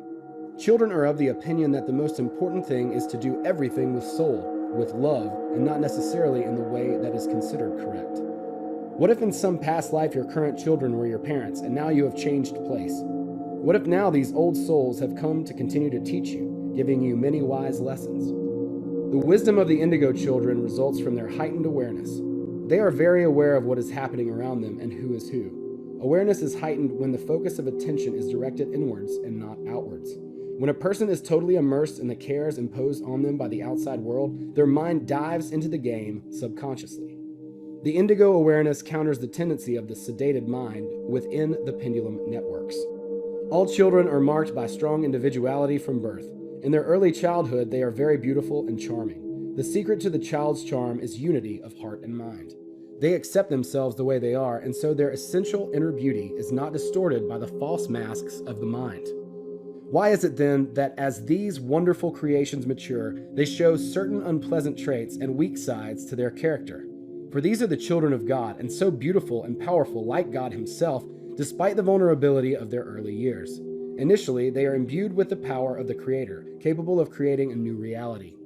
But the talents and abilities of the children of God do not have time to blossom and find practical realization before the pendulums deprive them of their divine power, unity of heart and mind. Children come into the world and look around them with large, trusting, shining, bead-like eyes. Life seems instantly full of promise and hope, but the world is ruled by pendulums according to the principle of divide and rule. Pendulums unify people's motivations and desires at the same time, destroying their uniqueness and the integrity of their individuality. The separation and alienation of the heart from the mind leads to the loss of divine beauty and strength. With time, small and big hopes are dashed. For some, this process takes place slowly and painlessly. In others who are less lucky, it happens quickly and harshly. If you look in the eyes of children at orphanages, you see two seemingly incompatible things: hope and despair. It is as if an unfinished question has gone cold in their eyes. Is this really how it is? The world of pendulums is always proving to children how imperfect and vulnerable they really are. At first, suspicion takes hold in their consciousness, and then fear that takes hold so firmly that it becomes habitual. You cannot run away just because you are frightened. You have to somehow survive in this aggressive environment. Finding themselves under the powerful influence of the structure, The children of God are forced to become elements of it. With age, children become wary of not being like everyone else because those who are, quote, like everyone else might, quote, get them, which is what often happens. It is safer in the crowd. If you stand apart from the crowd, you risk becoming an outcast. Gradually, children lose the gifts they have been given at birth: independence, awareness, intuition, and individuality.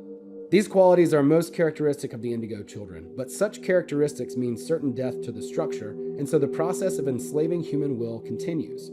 Who will win this battle? No one can say. The only truly important thing is that until such a time as the structure has declared outright victory, we try here in this life to return, if just a small portion of the strength gifted to us by God. Transurfing can help us with this task. Could you, dear reader, be an indigo? It does not matter either way. We are all, in essence, the same, either grown-up children or the grown-ups' children. Energy lords. It is a strange thing, quite normal and yet strange at the same time. Cultural plants and pets were once wild and existed independently in a natural environment. But then man woke up and realized that he could establish control over them. It is the quality of conscious awareness that enabled man to rise above the plants and animals and exploit them for his own needs, while they continued to exist in a state of unconscious dreaming. Then structures had to be created that would determine where and how the enslaved species would live. Whatever goals the plants and animals have, and undoubtedly they do have them, the discipline and order of structure reduces them to nothing. From man's point of view, the life's purpose of his little brothers could be reduced to the primitive need for food and reproduction. However, if this is what the higher being really thinks, then it proves the truly primitive level of his supposedly perfect mind. In reality, every living creature has its own goal. But why? What for? The process of striving to fulfill purpose is the driver for evolution. We will return to this question later.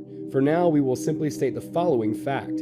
The true goal of any living being, whatever its nature, can only be achieved in its natural habitat.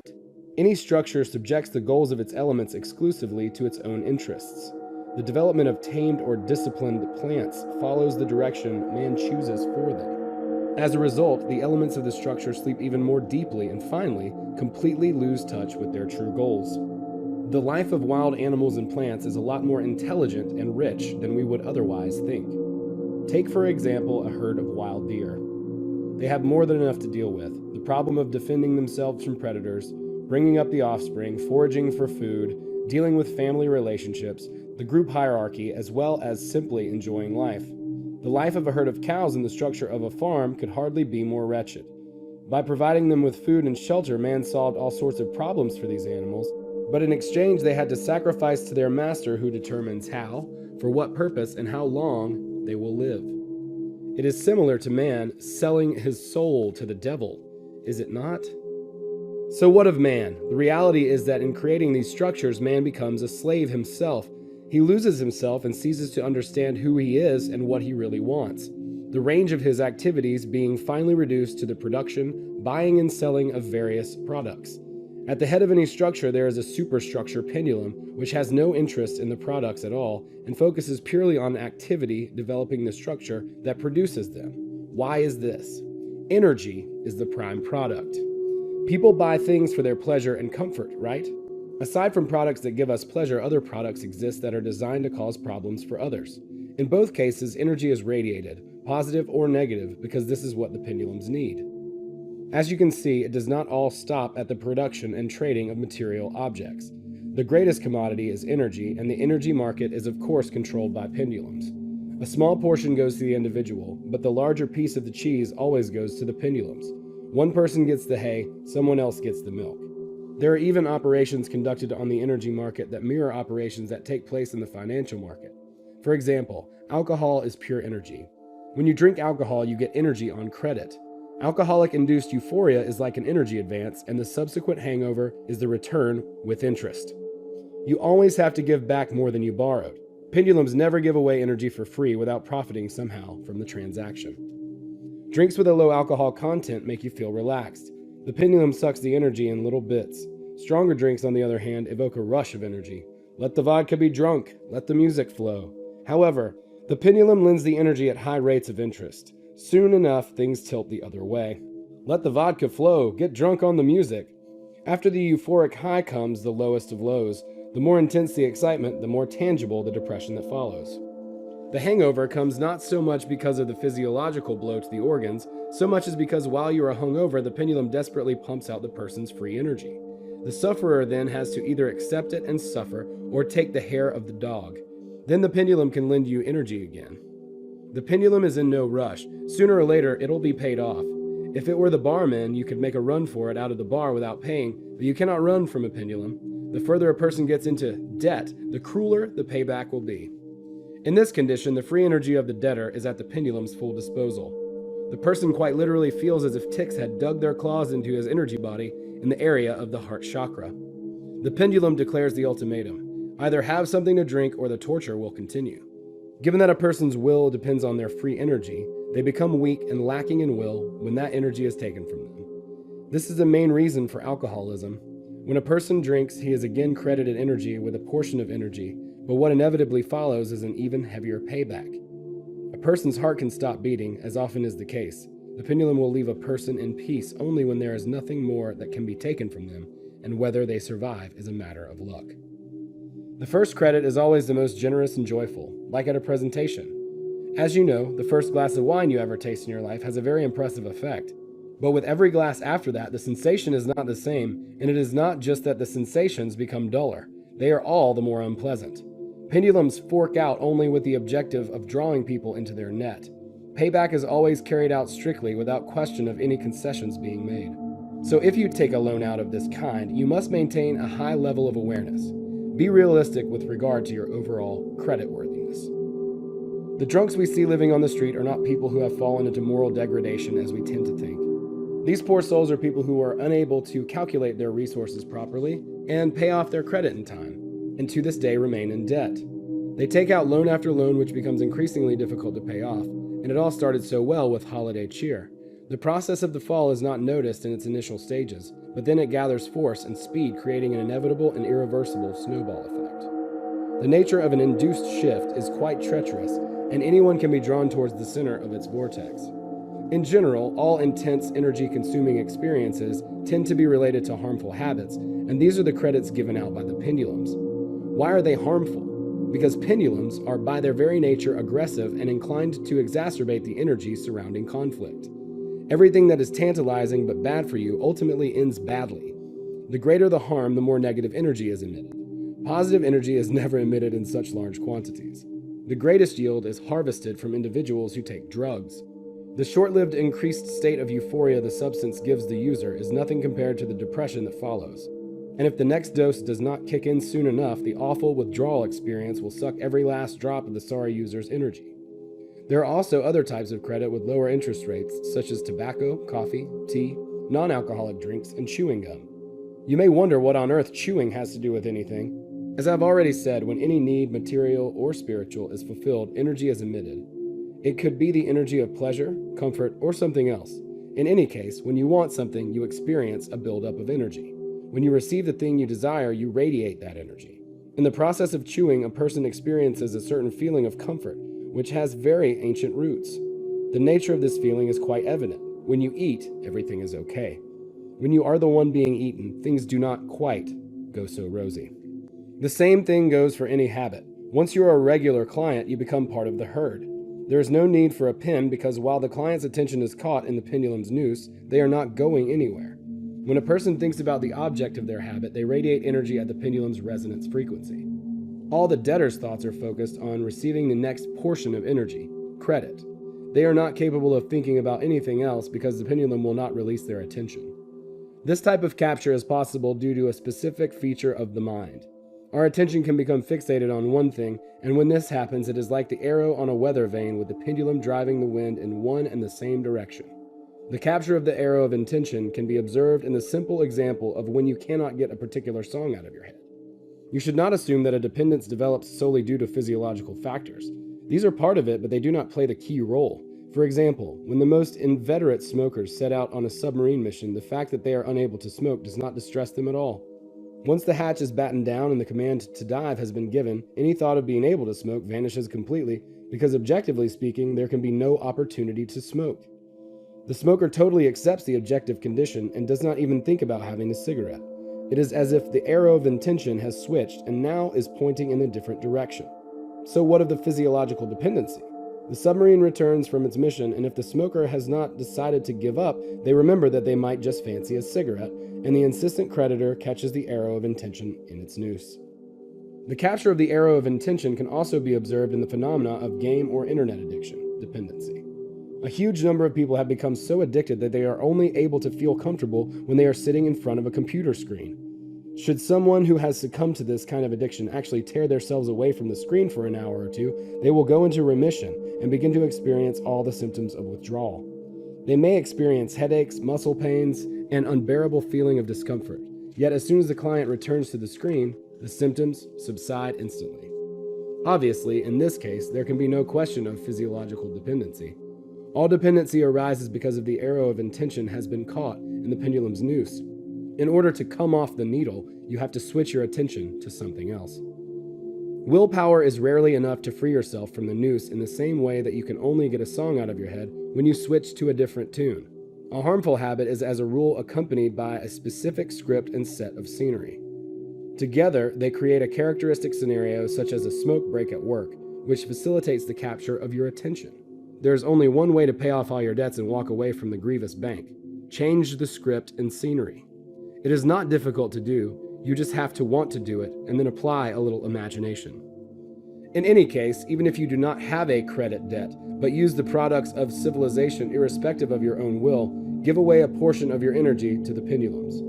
People are literally herded, if not cultivated. The entire life of civilized society represents one continual process of consuming and giving away energy, and the entire exchange is controlled by pendulums. Of itself, the fact that human energy is harvested is not such a bad thing. The greatest peril the structure imposes is that it reduces the individual paths of its elements to nothing. The members of the structure forget the very notion that an individual path may exist for them. People not only carry out whatever the structure orders, they begin wanting the very things that are sole benefit to the structure. Do not delude yourself with the idea that man is a rational being and would never permit themselves to become enslaved in such a way. We have already shown that human awareness functions at a low level. The structure is slowly but surely causing the last remains of awareness to be reduced even further. In order to secure total victory, the structure must unite all its elements into a single informational field, and this process is already being facilitated rapidly and very successfully. Man may only have a few bricks left before he finally walls himself in completely. What can be done? It turns out that if you consume the products of civilization, you are being shepherded. There have been occasions where people have tried to escape civilization and settle in communities somewhere in the wilds of nature. It is not for me to judge how successful they were. Even so, contemporary man is no longer capable of separating themselves from civilization entirely. They can no longer adapt to that extent. It does make sense, however, to reduce the harmful products you use to a minimum and replace them with the natural gifts of nature. For example, you can set up an area of family-owned land with a garden and vegetable plot. The greatest advantage of having an oasis of nature in the desert of civilization is that the norms and standards there are established by the owner and not the structure, and you do not have to start digging the ground if it is not your thing. Everyone should have the opportunity to establish rules of everyday life independently. If you want to cover everything in concrete, you can, and if you want to keep the garden wild in all its diversity, that is up to you too. Another approach for someone living in the city may be shifting to a diet of exclusively organic and natural foods. But first you would have to wake up and become aware of the fact that a beautiful apple cultivated within the structure and bought in a supermarket will only be suitable in quality for a fully fledged element of the structure with a corresponding set of illnesses that result from living off this kind of food. There are many different paths and ways of living, but each individual must choose the one which is right for them. A role model for me will always be one particular feral cat with whom I had the honor to be acquainted. My friend and I love to escape to the forest and have a delicious campfire to get a break from the benefits of civilization. On one occasion, a huge cat approached our little camp, attracted by the interesting smells we were making. The cat had clearly once been someone's pet, but for some reason had ended up in the forest and turned wild again. Judging by his size, the ragged animal was very successfully hunting birds and mice and could probably have taken down a hare. The cat did not refuse our offering of tidbits, but neither did he stand around on tiptoe. He grabbed it and ran. After that meeting, we had the pleasure of seeing the cat again on quite a few of our trips to the forest. The whiskered fellow loved to help himself to our offerings, but he would not allow either of us to get too close. The cat was a true transurfer. He had learned the taste of true freedom, and although he sometimes dipped into civilization, he would never have exchanged his independence, not for any creature comforts. There is nothing wrong with making the most of the benefits of civilization, as long as you do not become addicted or dependent. You can tell a free individual from the herd because of their awareness. All you have to do is wake up and become aware of what is really happening. I've learned these things and I'm sharing them with you now for the simple reason that, well, actually it is a secret. But I will share it with you, dear reader. I have returned to the wild. I have run away from the farm. Declaration of intention. Until now, we have only focused on how to free yourself from pendulums and escape their influence. But is it possible to benefit in some way from a pendulum? Any dream is essentially brought about with the help of pendulums. There is no getting away from the fact that we all live and work in some structure or another. It is simply a question of whether the structure deprives you of your dreams or helps you to realize them. Are there methods by which one can impact a pendulum directly? This is unlikely. You cannot tame a pendulum, let alone control it. However, it is possible to use the qualities of a pendulum to your own interests. Have you ever wondered why people make toast when they are having a meal with friends? Does this tradition have a practical purpose, or is it simply symbolic ritual? It turns out that toasts are not just spoken for the sake of it. At times, folk wisdom produces customs that appear to be no more than meaningless superstition. People follow these established rules without suspecting that they actually represent a kind of method for shaping reality. The thing is that alcoholic drinks, as we described above, represent a kind of energy credit. Free energy receives an additional source of support and is raised one rung higher. Given that this is really the energy of one's will, the result it brings will depend on where you direct it. For example, if you drink to drown your sorrow, reality will descend into an even darker hole. When people drink from happiness, they will find even more reasons to make merry. If drinking is mixed with a feeling of anxiety and fear, life will give you something worth fearing. The same principle works in each case. Thought energy strengthened with a spark of energy shifts the individual onto a lifeline of a corresponding quality. When a pendulum gives credit, it serves to strengthen the energy of intention. No matter how hard it sways, the pendulum itself has no access to outer intention, and so it is incapable of materializing a sector of the alternative space. Yet reality can be controlled by living beings, so when a person makes a toast, they focus the direction of their intention. Do you see what is happening when they do this? The qualities of the energy belonging to the pendulum creditor are as a rule quite negative. However, when a person attributes goodwill to this energy, they change its polarity. Hence, a toast is not just an empty ritual, it is a declaration of intention. However, despite the beneficial action of toasts, they are all inherently contain the same unfortunate mistake. The good wishes are usually expressed for the future. Because of this, the energy made available by the pendulum is only transformed into positive energy. It does not have any impact on reality. The desire expressed in the toast remains out there somewhere as an unattainable promise of something better. This is quite natural. After all, the mirror is not capable of producing the future. It only ever reflects the present. So what can we conclude from this? All toasts should be uttered in the present tense. They might sound a little weird as a result, but they will be effective. For example, instead of saying we will be, say we are, or we have good health. We won. Those who are not with us are always with us. Lucky are those at sea. Our wishes come true. Good fortune is always with us, etc. This type of declaration of intention will immediately start pulling your wishes into the reality of today rather than putting them off until a tomorrow that never comes. Do not assume that you can easily turn your desires into reality with the help of alcohol. As you know, this is a double-edged sword. The larger the credit, the higher the rate of interest, to say nothing of the fact that as the credit debt increases consciousness, which means a person's intention shifts into an area of the alternative space that does not correspond to reality, and there can be no question of carrying out such manipulations with the help of drugs. It is not always possible to transform a pendulum's negative energy into positive energy, and not everyone is capable of doing so. Black magic works in accordance with the same principle. An evil magician calls on dark powers in order to exploit their energy and strengthen their hostile intention. It is never lucrative in any respect to get credit from a pendulum. However, if you do end up doing so, it is essential that you stick to the following rule. When you are dangling on a pendulum's hook, think only of the positive. You can even take the example of the Transurfing pendulum. It will not harm you, and the declaration of intention may significantly increase its efficacy. Every time you come across any information related to transurfing, remind yourself that it can assist you in the realization of your goals. Attuning your attention in this way will position the vector of the alternatives flow in the right direction. You should take the same approach with regard to any other pendulum, even if it bears no relation to your life. For example, while you are watching a television series or show, in one way or another, you are exchanging energy with a pendulum. While observing the action, keep your target slide ready, i.e. the picture of what you want to receive. You will always be able to spot some kind of connection with your goal in the flow of information, however small. For example, when the heroes of the series set off in a fabulously flashy car, express the fact that you intend to buy something similar for yourself. Never ever think of anything negative in the moment that you receive a credit.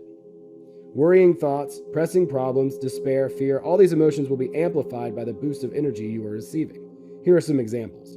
When you are having a smoke break, think about your forthcoming success as if it were already a done deal. Or an advert encourages you to sit and enjoy the aroma of a nice cup of coffee. It would be nice in this moment to enjoy the good fortune you already have, whatever happens in the future. Do you recall the principle of coordination? For example, in the moment that you're having a smoke or drinking coffee, instead of letting your thoughts go to run their own lazy course, declare your intention. Everything is going wonderfully because I shape my reality with intention. I know how it is done. Tea ceremonies are organized according to the same principle. Saying a prayer before the onset of a meal and dedicating the food to God has become custom among many different people. However, once you have acknowledged God, do not forget about yourself. If you make offerings to yourself with the same love and care, saying something like, "Eat, my dear one, get well," the effect will be completely unexpected and unbelievable. It is even possible that certain illnesses will disappear. Your body will be surprised at first and will be then glad and blossom like a flower that has been tenderly cared for. The most important thing is to serve yourself with sincerity, love, and words like, "If you do not feed yourself, no one else is going to do it for you." This type of declaration carries enormous power. If you previously treated yourself with indifference or even aversion, then similar rituals will bring about amazing change. Do not just take it from me, try it. Judging from the above, it might seem that the declaration of intention can be used in the games of cunning pendulums like the stock market, casino, or betting on the races. In principle, why not? The chances of success will be increased if in the moment of placing your money and likewise during the game you visualize a slide of inevitable winnings.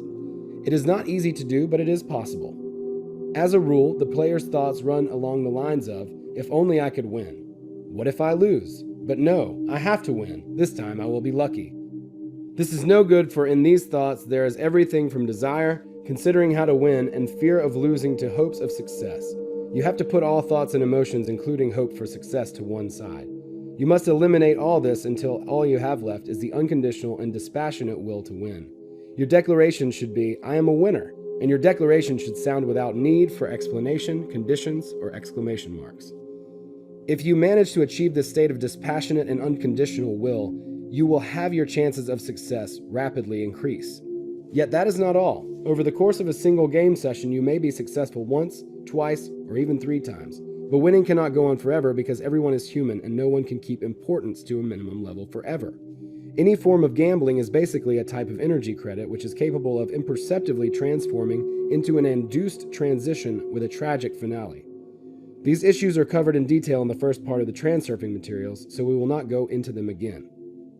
You could say that there is only one way of avoiding having to pay interest on credit. Know when to leave the game. Do not just leave the game, but free yourself entirely from the slightest connection with the pendulum and extinguish any thoughts that resonate at the pendulum's frequency. In other words, for a certain period of time, you have to switch your attention to something else so that the game does not enter your head for a moment. This is the only way you can save yourself from being drawn into the vortex of the induced transition. Stop swaying with the pendulum. Once the tie has been totally cut, you can begin a new game session. It should be said, though, that playing with a pendulum is a dangerous and unpredictable adventure, because not one individual can possibly be endowed with a superhuman, dispassionate will to have. Essentially, it is not a game, it is a dance with a shadow. A pendulum is an invisible, cold, merciless shadow. It is not endowed with conscious awareness, nor does it have the power of intention. It does not have a heart or a mind, the opposite of which generates feelings, impulses, and weaknesses. You can never get the better of a pendulum, just as you can never outrun your own shadow. The pendulum observes your movements, knowing you have no escape. The shadow can never be defeated, and playing with it is meaningless. So what can you do? Either abandon the dangerous game or create your own venture and become a pendulum's favorite. Now that would be meaningful. In trying to beat a pendulum, you are just chasing your own shadow. Any effort you make to win and all the emotional concerns that go with those aspirations are the subject of inner intention, and inner intention always leads blindly to what is right in front of your nose, failing to see anything else at all. To put an end to the mindless chasing, you have to stop, look around you, and begin moving in your own direction independently. Then the roles are swapped. The pendulum will have to keep up with the individual rather than the individual struggling to keep up with the pendulum. Anyone who abandons narrow inner intention becomes the master of the game, the producer in the dances with shadows. In order to initiate your own game, you have to be yourself. Your personal game is the shaping of your own reality at your own discretion. You can do it. You just have to claim the privilege. Only you can give away or deprive yourself of your own privileges. This has to be understood. However, it does not all come down to giving yourself permission to be the producer. Stars are born, but they are lit up by pendulums. You could be as wise as King Solomon himself or create a stunning masterpiece, but no one will ever learn of it unless a powerful pendulum sweeps you up. However incredible your masterpiece is, this is the only reason it will not have been successful. In culture, science, and art, outstanding creations only become an object of great interest if a new pendulum emerges, or it is for some reason beneficial to an existing pendulum. In order to become a star in your field, you have to know how to exploit the features of a pendulum. Have you never wondered why certain works that were immensely successful at some point in the past lose their popularity, despite the fact that they retain their unique features? There are a vast number of cultural achievements whose amazing qualities would more than fulfill any contemporary standards. And yet today there is no market for these achievements because their pendulums that shone in the past have faded or been extinguished. When it comes down to it, popularity and fashion are always created by pendulums. Why else would people simultaneously desire the same item en masse? You can see the same phenomenon of fashion in the example of the two massively popular groups, the Beatles and ABBA. Both groups achieved worldwide recognition not because they created something fundamentally new or particularly outstanding. Nothing they did was totally new. On the contrary, the musical genres of disco and rock were created by other musicians, much less well known. So how do you explain the phenomenal success of these two groups in particular? The Beatles' career began with a run of mishaps and failures. Initially, the quartet represented a fairly ordinary band, not unlike many others at the time. They were not even particularly skilled musically. The level of their professionalism never went beyond local pubs where they did in fact perform. Yes, the Beatles were talented, but that is not enough to make it in show business. The old pendulums will always try their best to keep the new up-and-coming at bay. By 1962, the group had carved out its own style and would soon produce the songs that rocked the entire world. But that was only later. Although the group had few loyal fans at this time, no one really had noticed the Beatles. That year, the band unsuccessfully hammered on the doors of various recording studios, but were everywhere flatly turned down. It was beginning to look as if the group had no chance of ever reaching any higher than club level. In the authorized biography of the Beatles, Hunter Davies writes, "And yet we still believed that we would make it and become number one," said George. "When things were really bad and there were no opportunities at all for us, we used to do a kind of special ritual.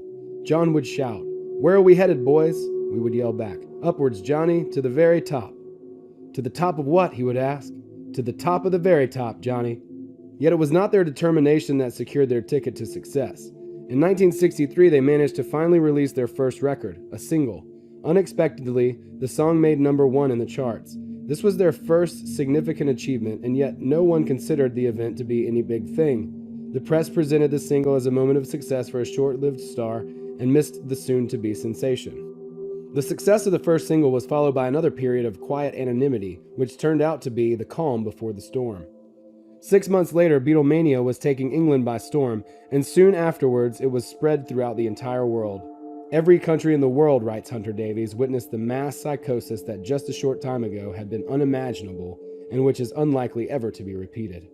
Today, no one believes in this kind of thing anymore, and yet just yesterday, it was all real. A similar phenomenon was repeated in the ABBA story. In 1972, this brilliant quartet failed to qualify in the semifinals in order to perform at the Eurovision Song Contest. Finally, in 1974, they managed to get through the competition and unexpectedly for everyone secured a stunning victory, leaving the other contestants way behind. At that time, no one expected anything more of the group. Everyone thought that a band labeled Eurovision winners could only be a short-term wonder and would never make more than one hit. After winning the contest, everything went quiet again, just as it did with the Beatles. Hardly a year had passed before the world was gripped by another powerful wave, this time ABBA mania. Two clear patterns can be traced in both stories. Firstly, popularity develops in a wave-like trajectory.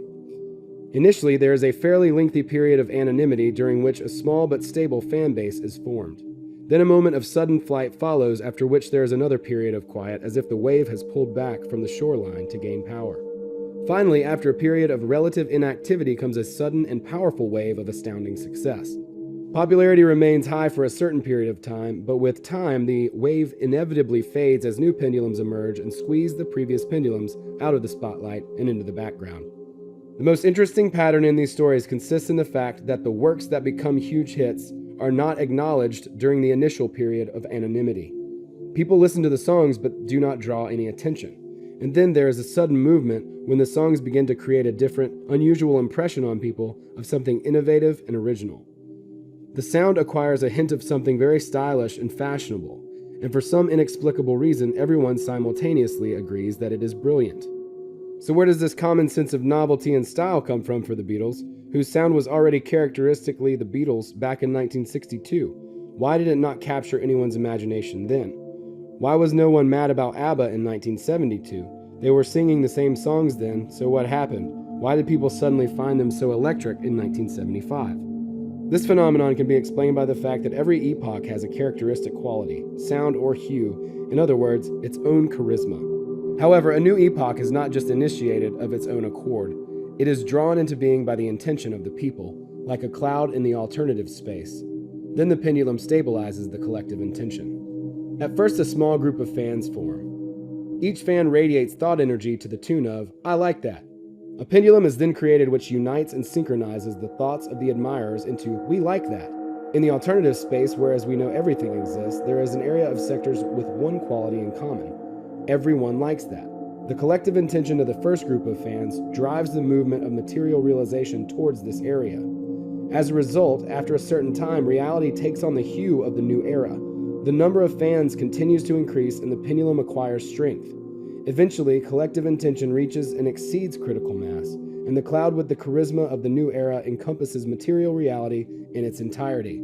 This cloud drawn towards the united intention of the pendulum's adherents creates the charisma specific to the new time. Now you know how new trends are born, you can boldly make the most of your lawful privilege to be yourself without looking back at the rest of the world. This is the only way to realize the opportunity to communicate to the world your unique individuality.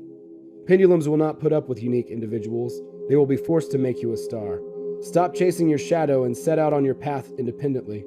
Then the pendulums will have no other choice than to follow you. You are quite capable of becoming a trendsetter by virtue of the fact that the qualities of your soul are totally unique. A luxury individual cloud has already been prepared in the alternative space and awaits your arrival. Announce your declaration of intention. Summary.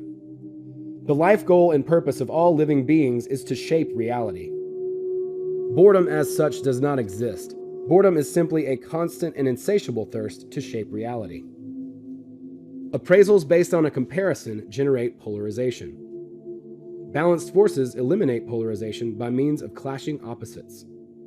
An object or quality which is attributed special significance attracts objects with the opposite qualities. The pendulum rule is, do as I do. The transurfing rule is, give yourself permission to be yourself and allow others to do the same. The transurfing rule eliminates polarization. Awareness. In this moment, I am awake and am clearly aware of what I am doing. Why, and why in this manner specifically. The first law of the pendulum, it tries to exacerbate the energy of conflict. The second law of the pendulum, it does everything possible to stabilize the structure. Pendulums coordinate the existence of organized structures. The enslavement of will, the structure teaches people what they should want. In order to free yourself from the zombifying effect of the structure, you must adopt the role of the participating spectator. The process of achieving the goal is what drives evolution. The individual loses themselves in the structure, ceasing to understand who they are and what they really want. Dependence arises due to the fact that the arrow of intention falls into the pendulum's noose. To come off the needle, you have to switch your attention and occupy your mind with something else, changing the scripts and scenery. The charisma of a particular epoch is drawn in by the intention of a group of people, like a cloud from the alternative space. Whenever you receive any energy credit, announce your declaration of intention. It is impossible to beat a pendulum. You have to either abandon the dangerous game altogether or create your own adventure and become one of its favorites. In order to create your own game, you have to give yourself permission to be yourself.